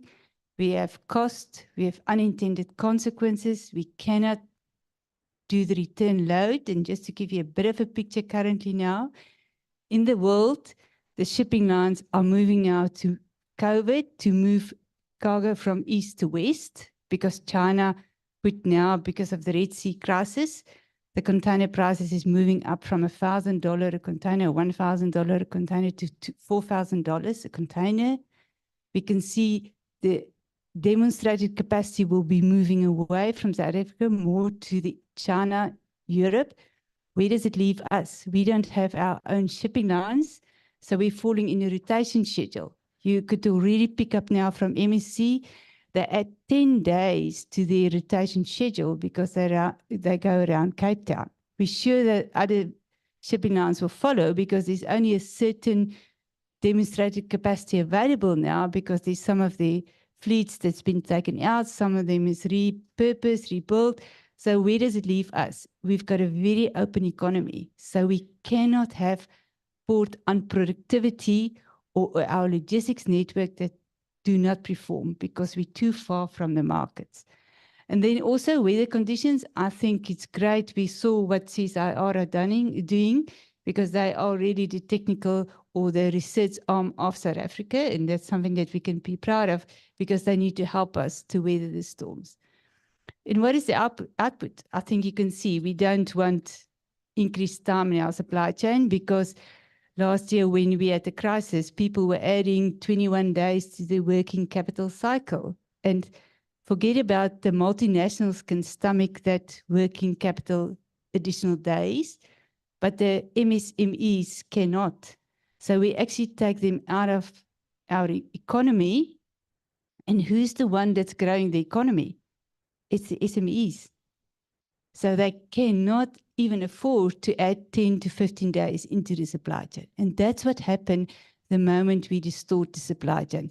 We're currently working to bring back that we asked the shipping lines to take away the surcharges on the ocean freight. But we can only do that if we bring back port productivity and we've got a good rotation schedule with our ports. And then also is that we don't know that, but when we measure our resilience, and it's normally how quickly can we recover. And we as South Africans were very agile and we had a tendency that we can come back after a crisis. But we saw with the crisis now in October, in November, it took us about 4 months to recover. We're only busy now, I think sometimes to come back to stabilize a little bit. So our resilience factor, when you distort the logistics network, seems to us, and we're busy researching more, seems to us more about 4 months, 4 to 5 months. And that's not good. And then also what we want to test is that what is our sustainability? Because the moment that you tamper with the logistics network and you tamper with the SMEs and you tamper with the working capital cycle and you add 4 months to recovery, you can see what you're doing to your broader economy. It will not be able to absorb those shocks. And I think it's actually quite nicely. I was actually sitting in my seat, jumping up what Michelle was saying. We want to bring excellence back. And then I thought that's actually what we want because we want to grow, we as private sector, and that's what we want to hear. Now, that's more or less just to show you the Apex KPIs. Now, I'm going to bring it back to you when you work on a warehouse operation because sometimes you probably would understand it better. So what's a ship turnaround time? It's how quickly the truck comes to your door, how quickly you can offload it, and how quickly you can load and send it back again. So the ship turnaround time is very important in the rotation schedule of the logistics network. Then when you come to ship working hours, I can take it back to a warehouse, is that how quickly can you offload the cargo? you can tag it, you can put it in a bin, and you can get now for the pickers to come and pick the stock. Same. What is the ship working hours? Is that how many cranes do you have available? How quickly can they take the vessel, the containers off from the vessel into stack? It's similar what you find now in China. You sometimes have the ship working hours like around about 60. Why? They've got more ship-to-shore cranes that's working a vessel, which we probably have 2, they probably can have 4, 5. Then you go back to your port productivity. That's gross container handling. How many moves do you do in an hour? Similar in a warehouse. Is your stock accurate? Are your stock position accurate? Container position accurately? How quickly can you move it? Do you remove the waste out of your out of your movement? You can see there, gross container handling. Then truck turnaround time, and that's what the trucker, I think a colleague was asking earlier this morning a question. You want your truck to go in, out quickly. You don't want standing time, because the moment you've got standing time, you can't rotate the trucks and you have just a limited fleet. And then ultimately, I was so glad when Oscar was bringing the Balcon, and I think Earl made also reference, and I know my colleague Warwick is here from the Cato Reach, because you need the backup ports to help the main ports. There must be a feeder line of the rail network to the backup ports operation. And that's normally how we look from a private sector point of view. Is those couple of apex KPIs are not moving, we're actually telling each other it's not a workable network. And I think we're in private sector, very brutal about it. If these apex KPIs are not moving, we don't believe any stories. And this is not the actual day-to-day, that's an average. So you can see there what's happening in Pier 2, because that's our biggest container terminal. Then I think everyone was very positive about the NLCC. Remember, that's not a private sector structure. It's a government structure that they put in the presidency's office with the team. They established then a National Logistics Crisis Committee. And what was it? First of all, was to say, let we stabilize. We understand how important the logistics network is to help trade, so let we stabilize it. Then the second phase, that if we stabilize it, we need to reform. What does reform mean? And I think we also Africans, we must understand, what does it mean? Does it mean you take now ownership from government and you give it to private sector? Or do you leave a little bit with government and they can oversee that and then make sure that private sector can work in their lane? What does it do? And I think the Freight Logistics Roadmap gave us a very good overview picture, what can be done. And DOT also put through a private sector participation model that was being approved in Cabinet in October, November. So we don't know yet how it's going to play. Some will be a concession, some will be an operating lease, some will be a long-term extension. We need to work with government to say what can be done and how are we as South Africans capable of taking our logistics network forward. And I don't think what I heard today wasn't like Transnet has got all the answers. They want us as private sector to help and to participate in that. So that's why the NLCC on the bottom of the screen, you can see, had 8 work streams. The one that's in blue, we co-lead with the government. The ones that's in grey, we don't, although they sometimes will ask for expertise, and you can understand why, because it's a funding model, it's how the PSP would look like, things like that, that yes, we need to allow the space of government to operate. As we want also not government to operate in our business model, they need to make sure that they've got an enabling environment in which we can operate. So that's why we list for you. The NLCC was established. I think that's a green box. The cadence of accountability is there. We need to report to the president every 6 weeks, but we need to mature in that. Remember now, government and private sector are opening. So Transnet are opening the logistics network, and we need to learn to work with each other. We haven't done it, although many people will say private sector and government know how to work with each other. I don't think so. I think we need to mature in that. So that's accountability.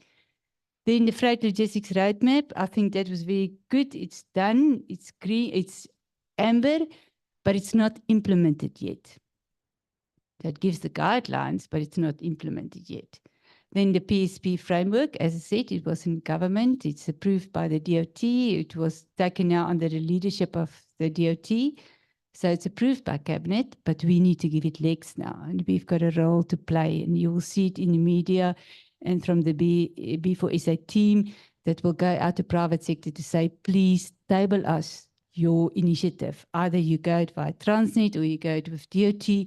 Please tell us where you want to participate in and what is your idea of what we need to do. Then I think it's one for me very actually close to our hearts or very nicely. It was coming from the Transnet board, Andile, Mr. Andile. He was saying together probably with Michelle that they want to bring in operation excellence because they want to help Transnet to have a methodology of how to bring in excellence. So what that means is that they have different value trees, and you all know it in business because you run your own business. You know what is the apex KPI, what's the enabling KPI, and you start sanitizing the priorities and you see which one you can move to have the biggest impact. In private sector, we do that because if we don't do that, the competition will take us out. So you're constantly looking at your business and see what you can do. And that methodology is also now installed in Transnet, and the one that was taken as the pilot was the Durban terminal under Earl and the team, and they are busy making sure that they can work with that methodology. It's not that Transnet didn't have a methodology. They have Lean Sigma and all the other ones. This is just something that can add them into their toolkit and that they can quickly get the results. Then 100 rapid results team that was leading up by Jaco van der Westhuizen, that's working in the specifically on the DCT workshops, and with Professor Vanneberg from the University of Pretoria. So what did they do? They decided, yes, we like, it is maybe the same methodology as the value tree and the enabling KPIs, but they had a methodology that they go to the front line. The people that do the repairs, they need to hear from them, and they need to set them targets, and they need to feedback. I had 8 teams, but I'll refer this morning to 9 teams. So they've got a leader, a co-leader, and they mobilized in that team. And I can tell you from a business point of view, you would be fascinating what those teams were coming up. They previously, I was actually, when I look at the results, I was getting tears in my eyes. Previously, the people were at the bus stop 4:45. Maybe I've got it wrong, but 4:45. Now, the people leave after 5 because they want to make a difference. And that's the spirit we have in South Africa. People at ground level want to make a difference. And I think that put a lot of pressure on all the structures, because if the people on the ground are seeing the impact in maintaining the straddle carriers, make sure the right space are there, doing a quality job, get proud of when that straddle carrier or RTG or ship-to-shore crane is working, and it can take the hammering, I think we're busy building something that we cannot return. And that's what we're currently seeing now. It's 50 days in its making. I think they take a pause, and then they start with another 50 days. And we were looking at to see if that program works successful in DCT, then we can roll it out to the Eastern Cape and to the Western Cape. But that's something that as we sit here, those teams are working and they're trying, because we can't get new equipment now. It's taking too long. And I think then the last one is that we're constantly engaging, and sometimes we don't, because we have signed, when you work under the NLCC, some of those things are confidential and we're not allowed to share to the broader public, and we understand why, because you're privileged to some information. But I wish there could be a way that we can portray that positive message to the world outside, to say that, yes, we're not there, we're far from excellence, but there's something that we put in place that's busy bearing its fruit, that can give the general people hope to say that we're not losing hope in our country, but we are busy building something. Then that's where we want to be. hopefully in May next year. So we want to make sure that our ship turnaround time is less than 100 hours. The world is 36, and we're still engaging with the World Bank because we want to understand how they get to that 36 hours. The ship working hours, as I said, depends on, because we compare to China, Brazil, around the world. We need to see how many ship-to-shore cranes they have on a vessel and how many do we have and how can we compare apples with apples. Not that we can change the World Bank methodology, but we just want to give a little bit of context. Then the gross container handling, we currently, I would think, we range between 16 to 18. We hope we can bring it up.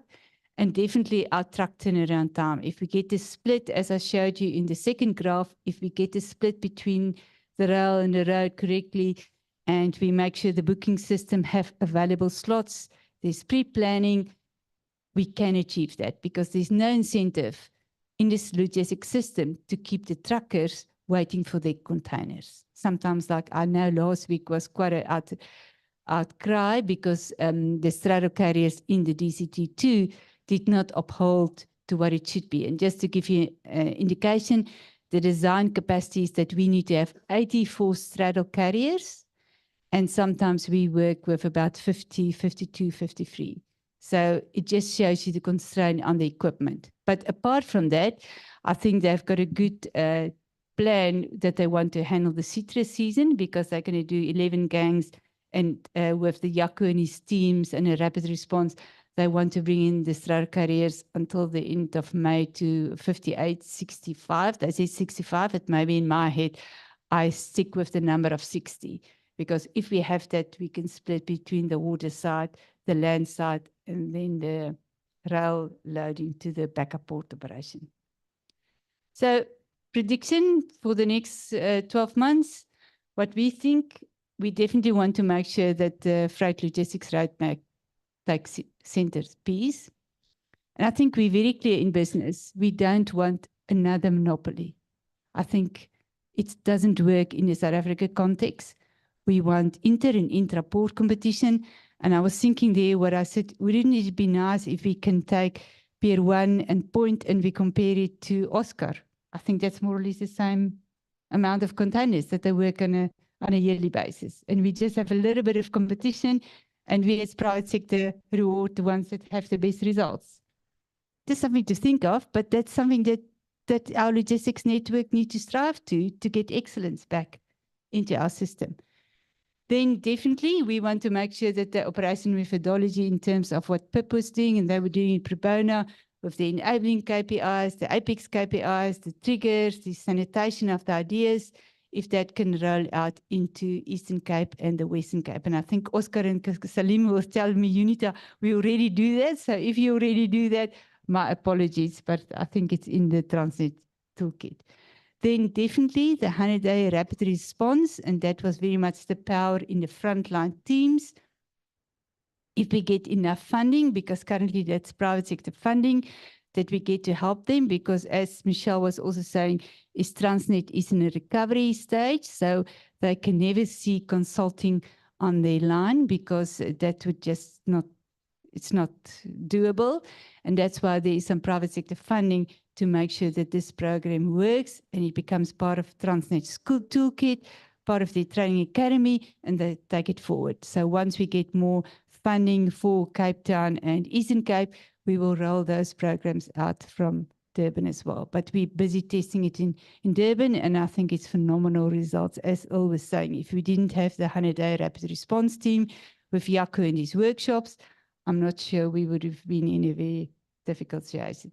And last one definitely is that to get new equipment. And there we understand the constraints of the fiscus. We are not, we read it in the media and we know it, but we as private sector say, this is our country, we want to participate and we want to build SA Inc. So if we can help and if we can mobilize funds to help us, we definitely can do that, because there would be, coming back to my slide previously, one thing, we can hold each other accountable, we can bring in transparency, and we never, never, never again want state capture, not for our kids and not for the generations to come. So I like to close with this quote because I think that's what Nelson Mandela wants us to do. It's impossible, and we don't see the light, because I can tell you, when you see these real figures, and when I work with it daily, you sometimes want to say, why did you put yourself in? But I think when we look back and we take hands and we really work as a united front with labor, government, and private sector, and we're real and honest with each other, there's nothing that can stop us. And remember, when you sleep tonight, go to bed, remember one thing. If you don't remember my presentation, look at the vessel and look at the waters. That's where we want to be.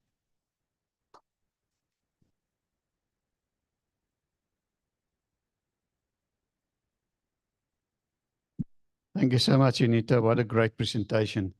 Ladies and gents, information is paramount.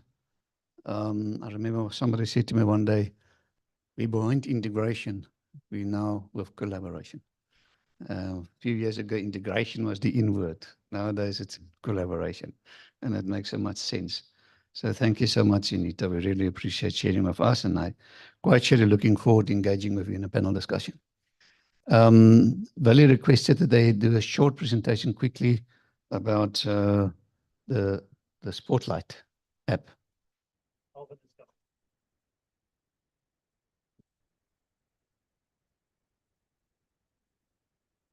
Do you have slides, or is it just verbal?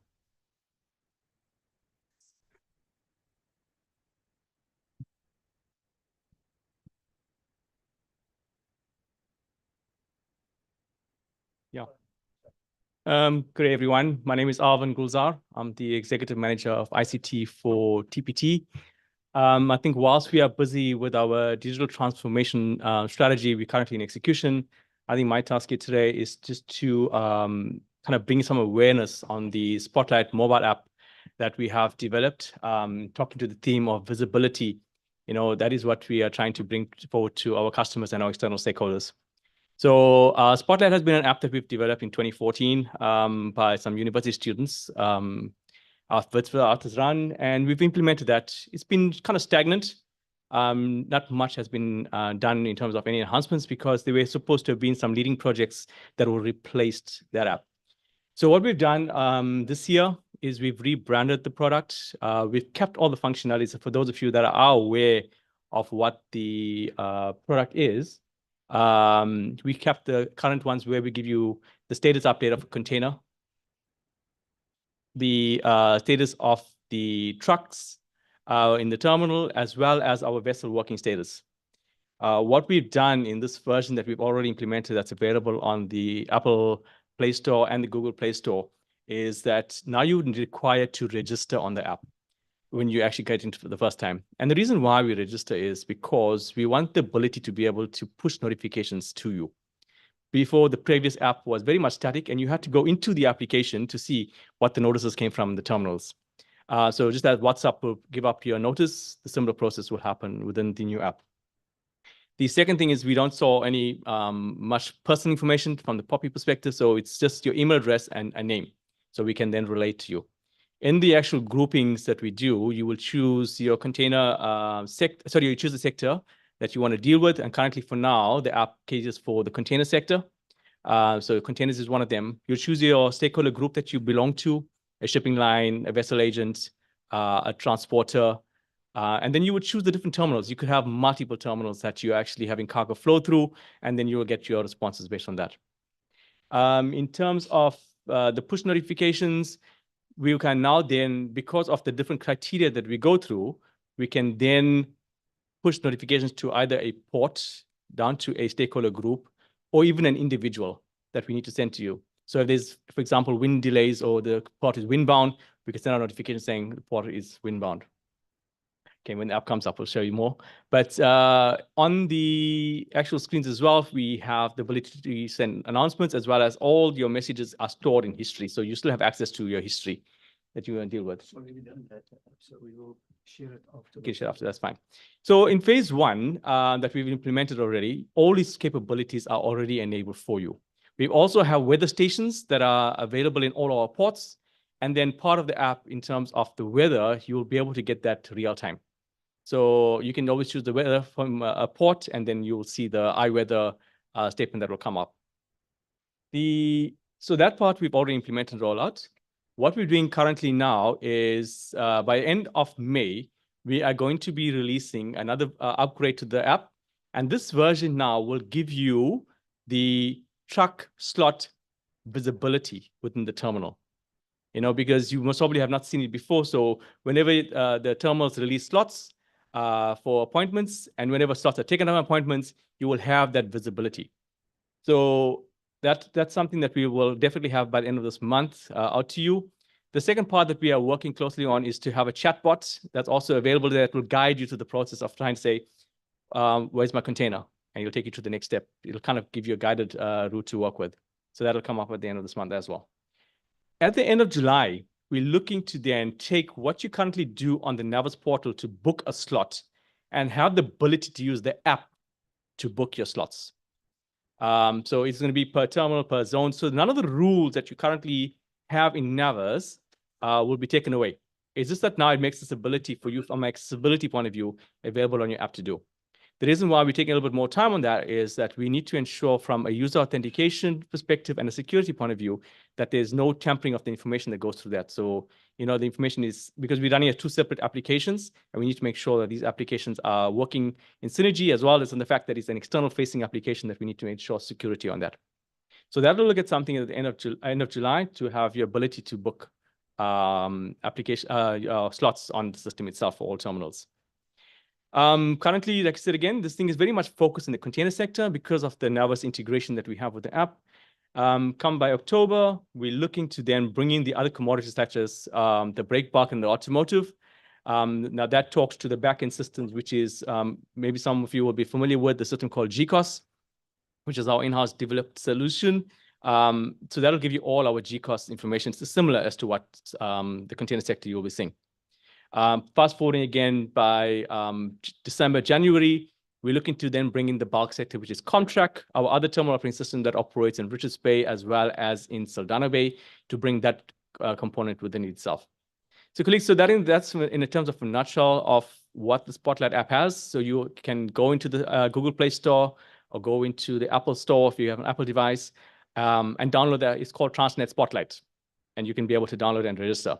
But one disclaimer though, in terms of the regulations from the Google Play Store and the App Store, you must be on Android version 13 and above, or you need to be on iOS version 12 and above, because that's the only platforms that the app can work on. If you have the old app and you're sitting on older versions, you are welcome to still stay on it for a while, but to note that none of these new capabilities and features will be available to you on that app. And that app will be non-supported as at the end of October. Thank you.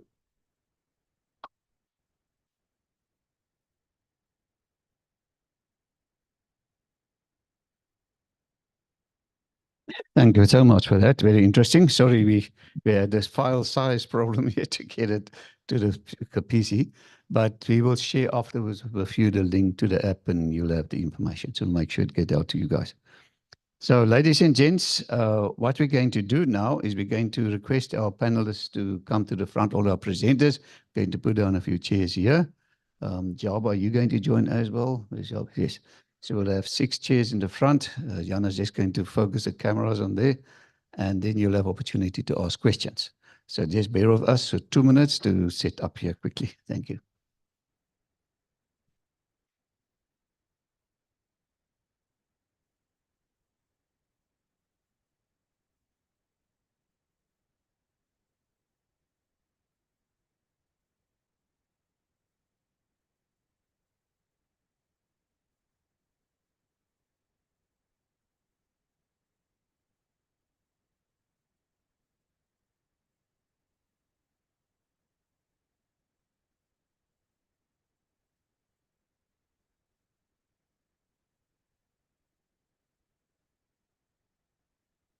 Right. I'm just going to come here.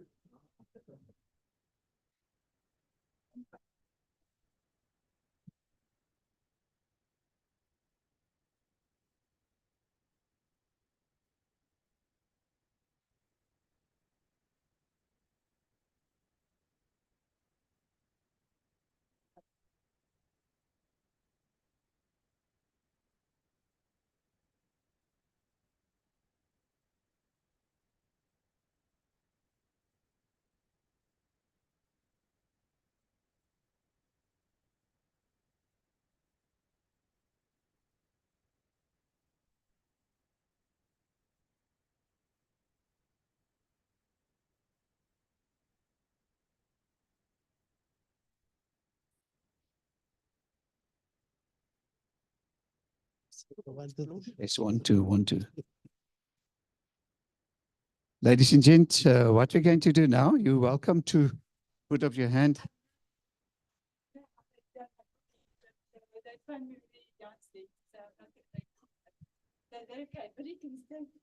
Yes, that's fine.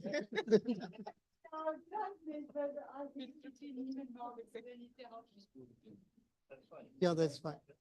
They'll stand in for you, Nita, but have a pleasant journey. Thank you very much for being here. Apology. Sure. In Switzerland, so I can't blame her, so I'm to blame. Sorry.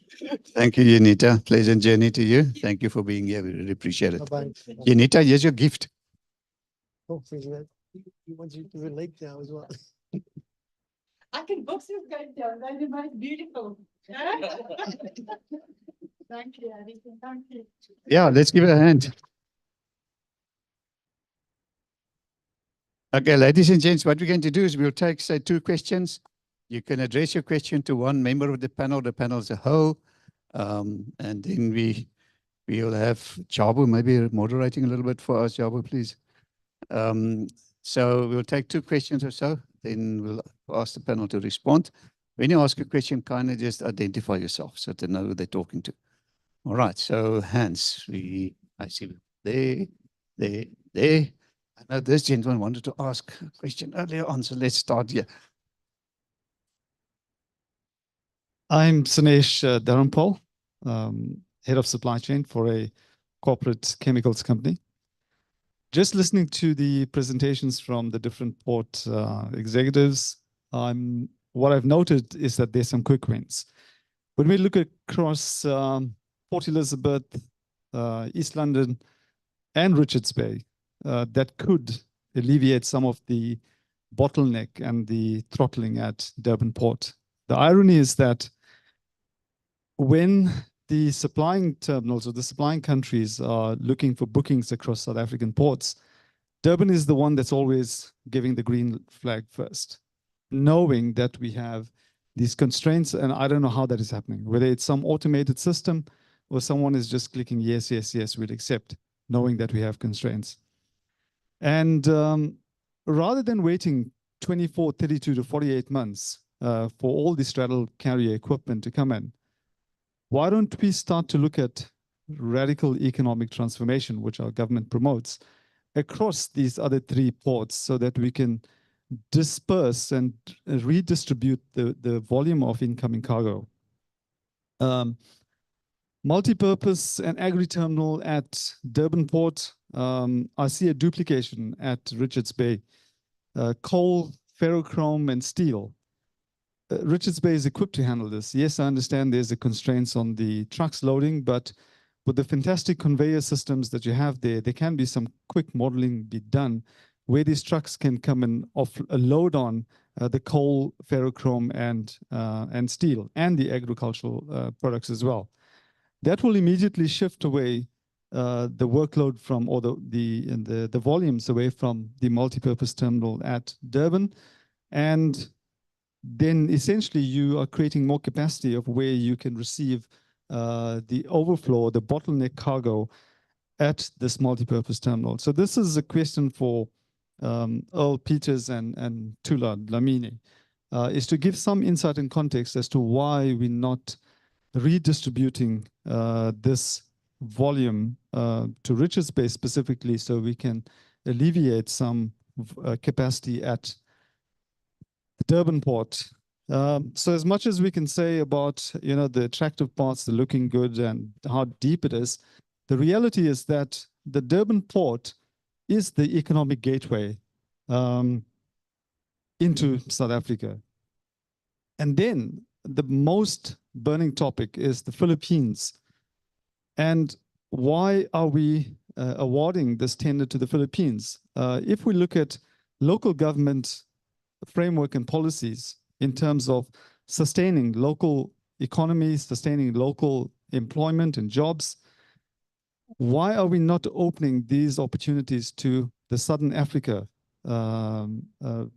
companies to support this development and managing of this port? If we are looking at the framework of policies that's developed by the government when it comes to BEE and equity and so on, how is it that a non-South African company is being listed for being awarded this contract? Now, over the time of having to receive all the equipment and parts and straddle carriers, which I've been hearing from 24 to 48 months, you're going to award this contract to one of these companies.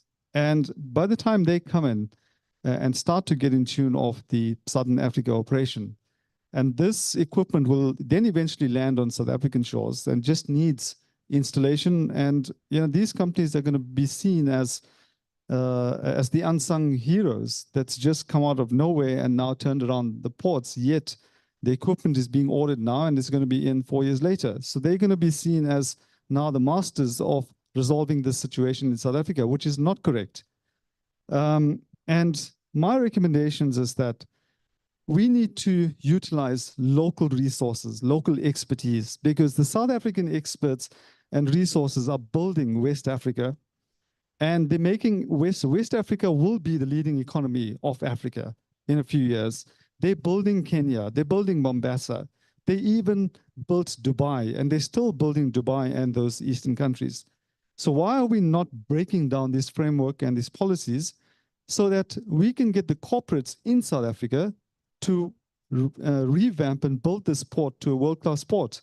And for sure, if I'm looking around here, you take one table of corporates, and if this is awarded to the corporates in South Africa, we will turn this port around in 1 year.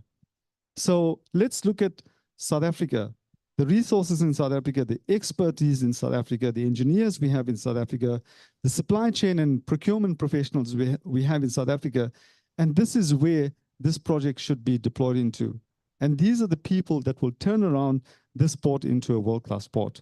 So, I think it's the one question is about alleviating the constraints from Durban multi-purpose terminal into Richards Bay and expanding the capacity at Port Elizabeth and East London so that they can accept bookings rather than Durban always accepting the bookings. And then to Jabo Mdaki in terms of the awarding to the Philippines, why are we not looking at local resources and expertise? Thank you. Thank you very much. Jabo, you guys want to respond, or shall we take another question? Okay, no, thank you. I was hoping that Ed will respond to the earlier question that was asked. Look, the criteria that was set, or the objective of going on a PSP with Pier 2 as well as NCT.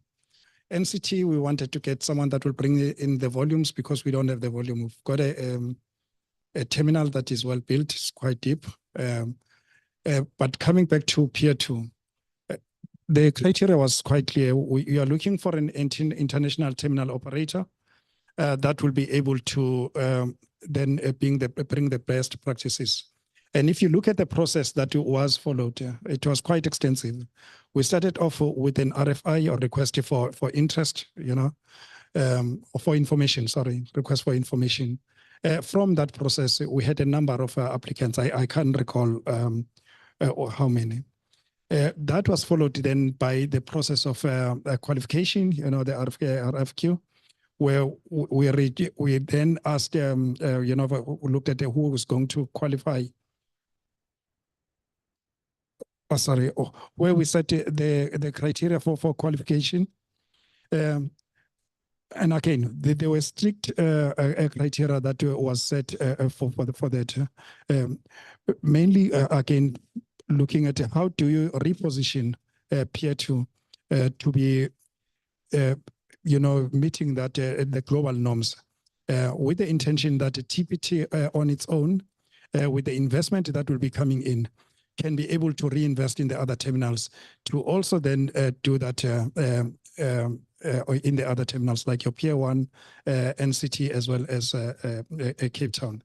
Your international terminal operators, terminal operators, especially in container terminals, we are the only container terminals in South Africa. There is no one else. And if you look at the final list of the people that were shortlisted for this, I mean, it's the likes of your TIL, ICTSI, APMT. Those are major global terminal operators with an extensive network in terms of terminal operations. You look at how their terminals are ranked as well globally. It's the terminals that are ranked quite high. So you want to be able to basically jumpstart the performance of Durban to take it to the, that was the objective. Thanks, Shabo. Just to come back to to circle back to the Maidenoff one, the multi-purpose terminal. So in Durban, there's 2 multi-purpose terminals in the TPT stable, which is Transnet Port Terminal. So we have the Point Terminal, and that's the one that is adjacent to the city, closer to the Point Terminal. The Maidenoff Terminal is situated in Maidenoff Precinct. We know it's more industrial-like. It can handle, I want to call it, products that is deemed as not clean products. So it's also a facility that is based on the operating license that we've been granted. It works well to service those type of commodities. Because if you look at the 103 terminal operators that operate in the Maidenoff Precinct, they handle similar commodities as well. So it's we are in the right place. Your point that you are making is, should it not be in Richards Bay? The answer is yes, the commodity itself, yes. But if you look at the profile of the vessels calling in Maidenoff, these are the smaller vessels calling in smaller niche. You want economies of scale. When it goes into Richards Bay, it's a high performance facility. You want the much larger vessels in quick turnaround time. These are ones that is handling anything from 90,000 to the highest that we've done is what, to about 210. Yeah, so these are large, very large vessels that it handles. Because a bulk terminal looks very different to what the multi-purpose terminal works. When you've got to make stockpiles, the type of equipment that you require is very different. So it's the profile itself that determines in terms of where we handle, if you want to call it niche, or certain markets that it serves. These are small parcels. It's 40, 50,000 tons that is coming through. Whether they want to consolidate, that certainly is possible. I've seen it before, where they do co-load on vessels, and it does most probably make sense from a freight rate perspective. We are looking for repurposing Maidenoff MPT. Because when commodity prices are not good, then you find that it dries up. It's not as financially feasible for us as a terminal because we need to invest, but it needs to have a sustainable financial stream. So we are looking at something like a different type of commodity, like containers, to handle in that place. Because if you look at the port master plan, it will then dovetail in with that when we look into the future. The other point that you're saying is, why doesn't it find its way around the coast? Many things again. It's draft, size of vessel, the type of facilities that we have in different regions, and also where the terminal is located. East London, I can tell you now, based on our interaction with the citizens of East London, wouldn't want to see the type of commodity there. So we do a lot of work around it in terms of the environmental compliance to ensure that we don't add to nuisance dust and all of that. So the one Disa has indicated, like manganese. Manganese had 2 channels. Today we find manganese is handled in East London as well. So certainly, yes, your observation is 100% correct. We are looking at different facilities. We are looking at different channels. But with different channels, it means that you need certain elements of logistics to be present, which is connectivity is extremely important. Not everything needs to be on the road. You need something that is much more efficient, like rail, that for argument's sake runs to East London. So there's certain logistics capabilities that needs to be created in order to ensure that we develop additional conduits for exports or for imports coming into the country. I hope it answers the question. I don't know, Tula, if there's anything else you wanted to add. Look, I would like more color. Just be. Yeah, 100%. Well, thank you very much. Really appreciate it. So another question here then. Everyone, my name is Simon Teller. I come from Standard Bank Commercial and Business Banking. I cover logistics, oil and gas. So my question is, last time we checked, it was estimated that we've lost about 63% of our refinery capabilities, with refineries being halted. So I wanted to know, I see most players, they import most of this fuel. What's the strategy around pipeline? Are you seeing flow happening? And how do you see maybe the market in SA changing? I don't know if it's an appropriate question for the port terminals, but I just wanted to find out your strategy around the pipelines that is used to distribute oil and gas. And how do you see the market in South Africa doing? Do you think there's going to be these refineries that are halted? Do you see them reopening again through reinvestments, or mostly importing these oil and gas products? Thank you. Thank you very much. Let's take another question.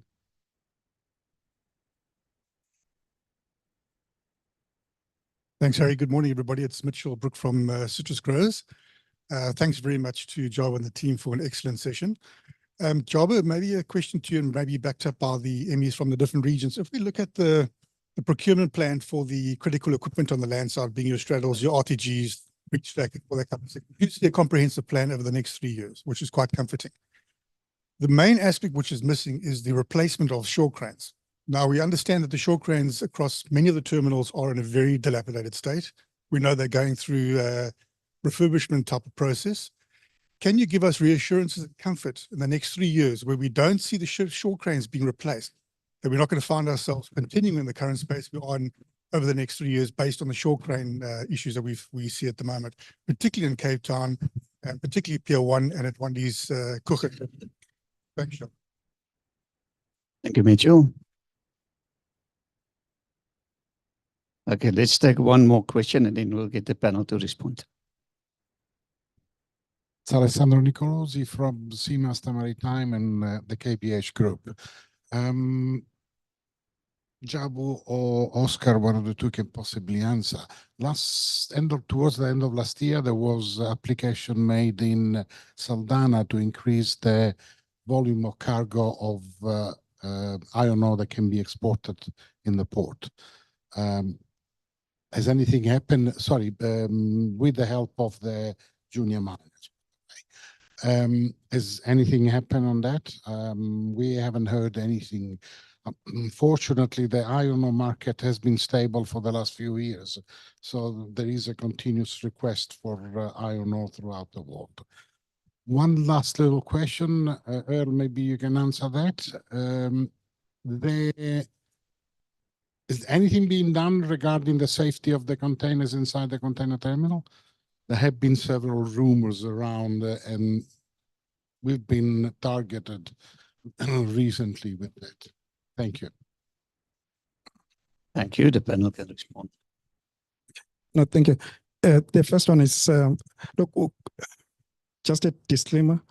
We are TPT, there is TPL, which is Transnet Pipeline. So I think your question is more appropriate for them with regard to the refineries and the pipeline. But it just, I mean, I do engage with the TPL colleagues.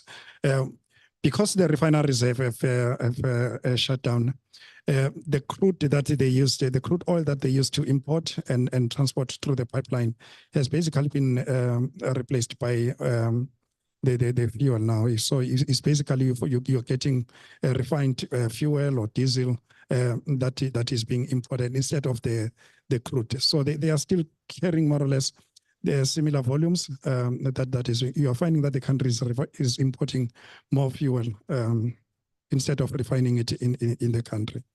But I do believe that obviously there is.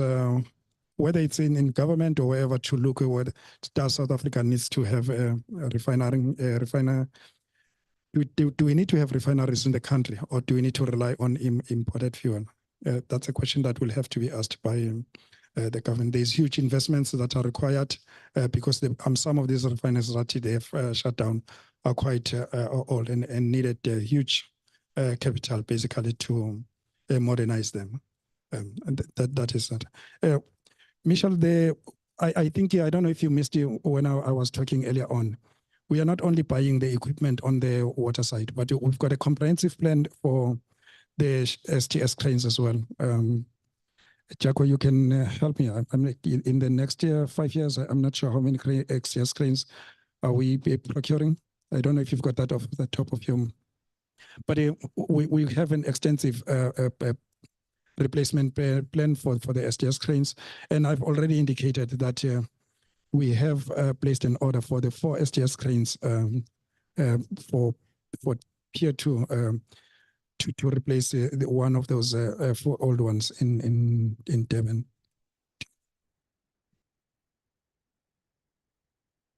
Right, can we take another question?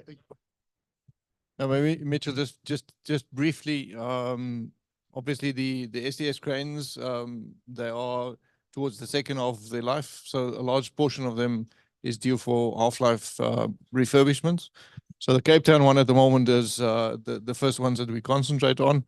The NCT ones is also currently undergoing some refurbishment work, and we'll continue with that as we go on. So within the replacement space at the moment, the PECT crane at the moment is being replaced. So that's the first one. Then the South Key cranes in Durban will be replaced thereafter. The Pier 1 cranes, the six of them is then due as the next batch. Then we will also go into the half-life refurbishments on the North Key, where after East Key will be due for replacement. So the NCT ones and the Cape Town ones is probably within the next six years or 7 years where we will look at that.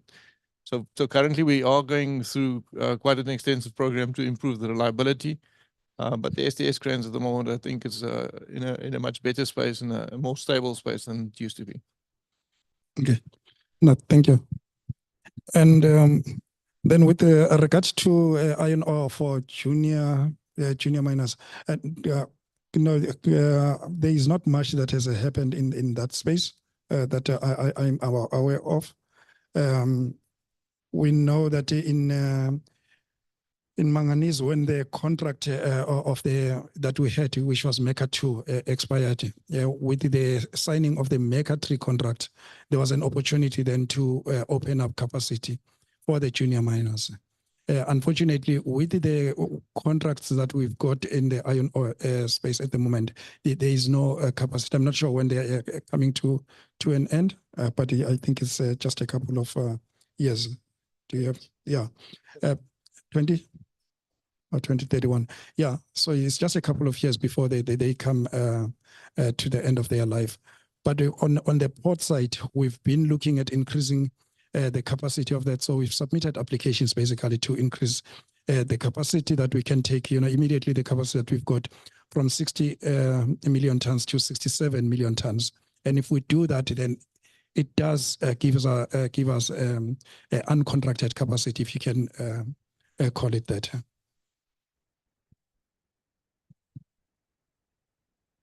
Thank you. Alex, to the question regarding the safety or safe custody of containers in the terminal. So yes, the answer is there's certainly been attempts and there's ongoing attempts to illegally remove containers from the container terminals.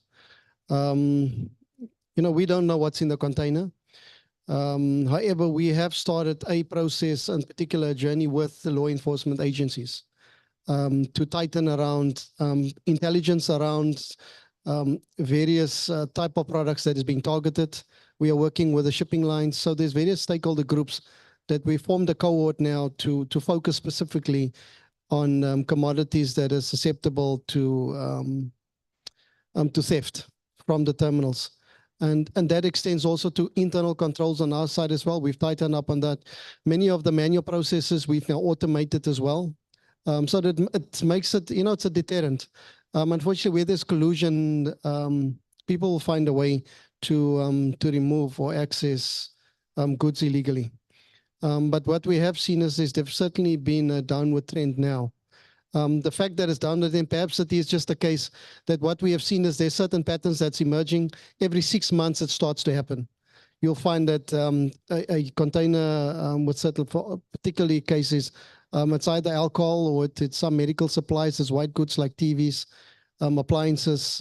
Copper is the other one that is also quite, it's a one most probably that is, I would say it's a high value one that's being targeted.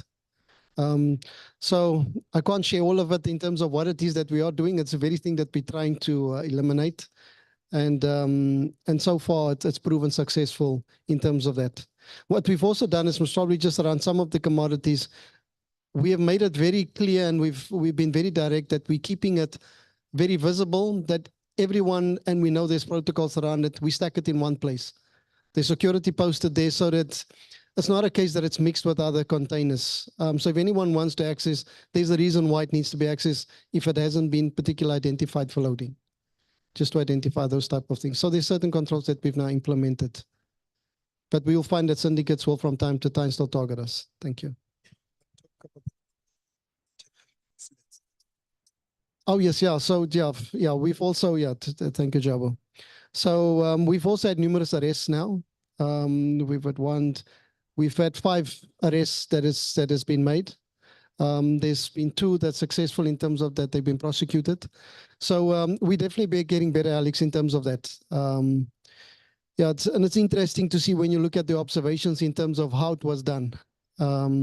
Because we've gone so far now as to also install cameras into our equipment so that you know in terms of who the operators are. You have to sign in by a biometric. Otherwise, anyone else can switch a machine on and handle it.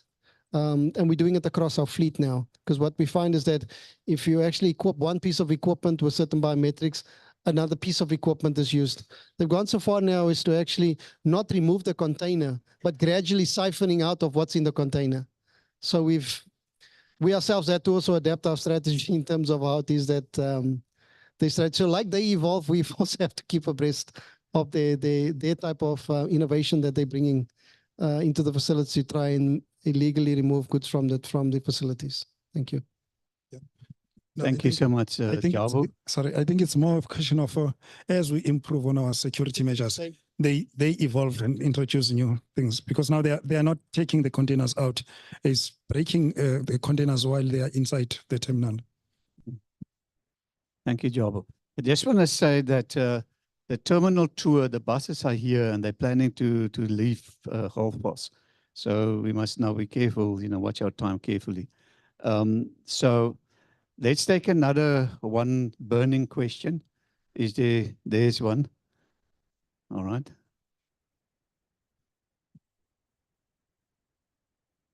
I hope I can ask more than one. Okay, thank you. Alfred Mbauer, Head of Operations for Ocean Network Express. Firstly, to Cape Town, you're saying you're losing 2 months to wind, and currently the port is procuring equipment. Are you looking at equipment with higher tolerance to wind, and what's your current target versus the equipment that you currently have? Then in terms of the port efficiencies and trying to improve, which is a biggest challenge at the moment, and I believe back of port operations is definitely a good solution, which can go a long way. But what capacity are you looking at with Ketteridge? Probably looking at the volumes that the terminal handles, Ketteridge might not be sufficient, but are you looking at other facilities that are around the terminal that can be utilized for the same purpose, of which I believe some of the facilities are in a current state of readiness and can probably, or are probably just waiting for Transnet to flip the switch and start operating. Then the port has introduced the truck appointment system, which to some degree, I would say is not working as efficiently as it should be. There are quite some teething challenges that the various parties are facing currently. What can be done is the terminal monitoring the efficiency of the system. Say, for example, from the time the port, if it's allocated for 12 p.m., did the truck arrive at 12 p.m., monitor it when it exited the terminal. So basically entering and exiting, how long does it take? There are instances, yes, there were some statistics that were given earlier, but at times we realize trucks not being serviced within a reasonable time from the appointed the time of the appointment that would have been allocated. So is the port monitoring it, and can it be improved? Thank you. Thank you very much. All right, can we ask that we're going to combine this with closing remarks? So if you can start with Oscar answering that question, and in closing remarks, then Tula, then Andisa, then Earl, and then Java, you then can close. Can we do it that way around? So answering the questions and combine it with closing remarks. Yeah, thank you. I'm going to talk very fast. Alfred, yeah, thank you. The new fleet, the specs are very clear in terms of anti-sway, withstand higher winds, and then to align to the STS. The STS can move up to 90, landside not. So the new RTGs coming in first quarter would then obviously are geared. It's currently in production, and the specs were very clear to withstand higher winds. So we will see some traction there. Right. I think also on the truck booking system, just maybe slot that in. We have identified some non-compliance from trucking booking systems. There are some guys who's booking in advance and not use that. So we are tracking that now with regards to that, so we can move that. We also have the ability to do block bookings with specific customers, so we're going to optimize a particular system. We have started to do that, especially in the season. But the biggest ones in terms of the non-compliance, booking the system and not utilizing wasted slots. And that we have started to identify, and we will see that coming to the fore. Closing marks is to say this is an amazing time to engage. We should do it more. And I'm looking forward to your participation. But I love the questions. It's raw, it's to the point, and it keeps us real. Thank you. Thank you, Oscar. Tula. Yeah, look, closing remarks. One is thank you for not asking me a lot of questions. Look, I think for my side, collaborations have really worked for us in Richards Bay, and we invite more collaboration as we go into the future. I think we can learn from each other, and I think if we partner, there's always a better chance of us succeeding. Thank you very much. Thank you, Tula. Wandisa. From the Eastern Cape side, really, we are the valve for the country. So that's the role we play. It's been great working together with the industry. I think there's more that can be done. Working together with the industry is how also the industry evolves into working a 24-hour shift, because the ports are a 24-hour shift. You are going to find a lot of noise in the afternoon because then trucks all come at the same time. But we need to talk as South Africa, how do we evolve into moving into a 24-hour country to be able to assist the ports? It's not going to help any of us in South Africa to always saying Transnet, Transnet, Transnet. Is how do we work as South African Inc., as Unita was saying, for the good of the country. Eastern Cape, we're ready for citrus season, working in collaboration with the industry. And the new one now is deciduous fruit also in the Eastern Cape. So we're open for business. Thanks. Absolutely. Thank you, Andisa. Yeah, thank you. So Alfred, with regards to the backup port, the answer is yes.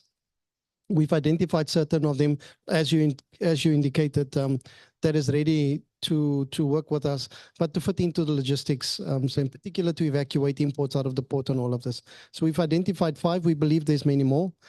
What we need to start doing is that we are working jointly with our sister Audi, TFR, in terms of how do we do the short shuttle between these facilities as well. We're not looking at any constraints, what the rules needs to be. We're just looking at facility, what practically needs to work in order to get more boxes out that transporters don't have to call the terminal. It's road to rail. We've not forgotten about that. We still believe it's the best solution. It's one that lends itself to both parties. Gone is the day that we're finding that transporters are actually asking us, do we and must we come to the port? Can you not start thinking about a facility I can come to? I'm happy to collect my container from a different facility. That's encouraging for us. We've got weekly sessions with transporters. Landside is equally important. And we're certainly not dismissing that, whilst we're finding a rail solution, that transport is not. Someone must do the last mile. Someone has to get to the customer and move these containers. So we're working with them so that we can coexist in the type of modality that is being used. What I would just like to say from my side, also thank you very much, for the opportunity to share our plans and what it is we're planning for the next 12 months. Interesting, our board chair was also yesterday highlighting, and he's pointing the fact out to we've got to reimagine a Transnet of the future, how that is going to look like. Where we've always said we're going to do things on our own, we need to start looking at how do we do more of the partnerships and with stakeholders, the type of model and how it is that we will look 10, 20 years from now. I'm sure it's going to look very different, but it will be a better logistics arm within Transnet, not in Transnet necessarily, but within South Africa in order to support the economy that's a particular growing one. As it is now is that we will exist, yes, but we will partner, we will coexist, whether it's through joint investments, but there's many models that we will start exploring and approaching jointly with industry and with various stakeholders. Thank you. Thank you, Jabu. Yeah, no, thank you. And thank you for the opportunity for us to come and just tell our story, our challenges, and what we see as green shoots. The challenges that we have, I mean, if you are a Transnet employee, you are a TPT employee, it becomes difficult to do your job and keep motivated when everything around you seems to either be breaking or falling apart. But we really do take pride in the fact that even with all the challenges that we have, because we have more challenges than, I mean, some of the challenges in the media, it can be sensational but and dramatic, but there are real challenges that we experience that can bring us to sort of like a standstill.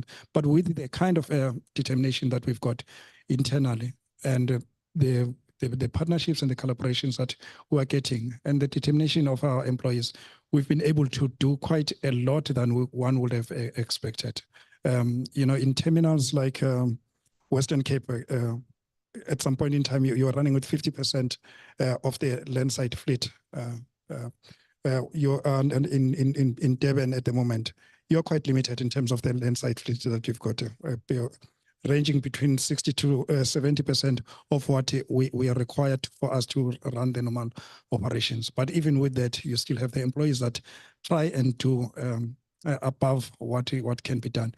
So we are confident that by the time we meet next year here, we'll be telling a different story, because by then, at least we'll have seen the delivery of the equipment that some of the equipment that we are talking about. We'll be seeing, the results of the partnerships that we have formed with some of the OEMs, that would have been embedded, and also the ongoing collaboration. I mean, we've done more in terms of the collaboration in the last six months than we would have done in years in Transnet. And we're going to intensify that. I mean, I wanted to talk about the Agri East London Grain Elevator that we are going to be looking for partnership. The same for the one in Durban. In Cape Town, the city MPT definitely has got a huge potential. And how do we unlock that potential without trying to hog that space and get the involvement of the partners? So there will be a lot of activities that we will be embarking on that ensures that we unleash the capacity of the ports and the terminals with the involvement of the stakeholders, the parties, and through the PSPs and collaboration as well. But thank you very much. We are not there. It's going to be difficult. It's not going to be easy. But at least now we've got a roadmap of how we're going to get where we want to get. And at least even with the equipment that we are replacing, most of the approvals in terms of the funding has been done, because as you can see, we've already placed the orders and we'll be placing quite a lot more in the next few weeks and months. And thank you very much. Thank you so much, ladies and gentlemen. Let's give them a big hand. I would like to hand over a little token of appreciation to each of you, so please stay where you are. And then I'm going to ask Kondisa to do the lucky draws for us. All right, and behalve the transport board.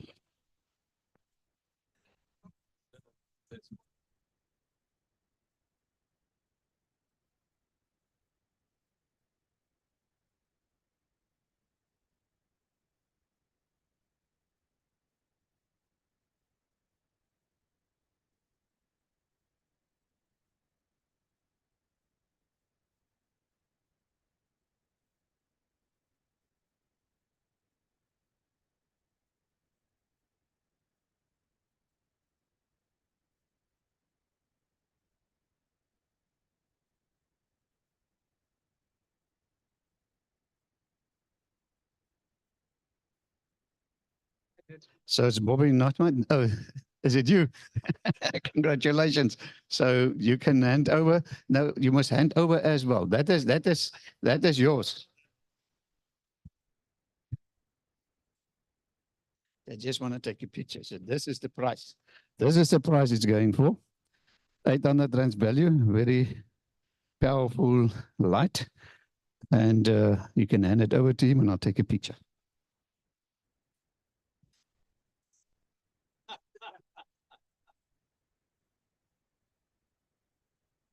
There we go. Thank you.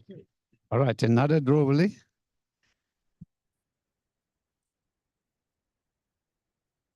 From that side.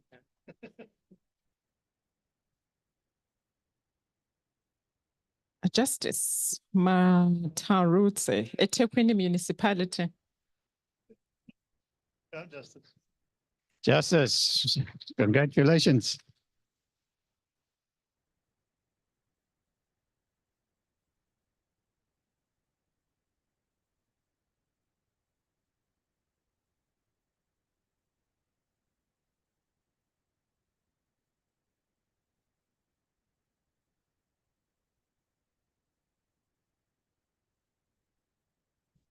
Thank you very much for doing the draws for us. Really appreciate it. Ladies and gents, the terminal tour, they say they're going to leave at past, which is now, but maybe we can push them to 1:45. So grab something quickly to eat. They're leaving from ground floor. So the message I've got is you must go to ground floor, go through the glass doors and turn right. That's what left, turn left. So through the glass doors, turn left. Apparently the buses are there already. So grab something to eat quickly. Thank you very much for being here today, and we're looking forward to see you guys again. Take care. Thank you very much.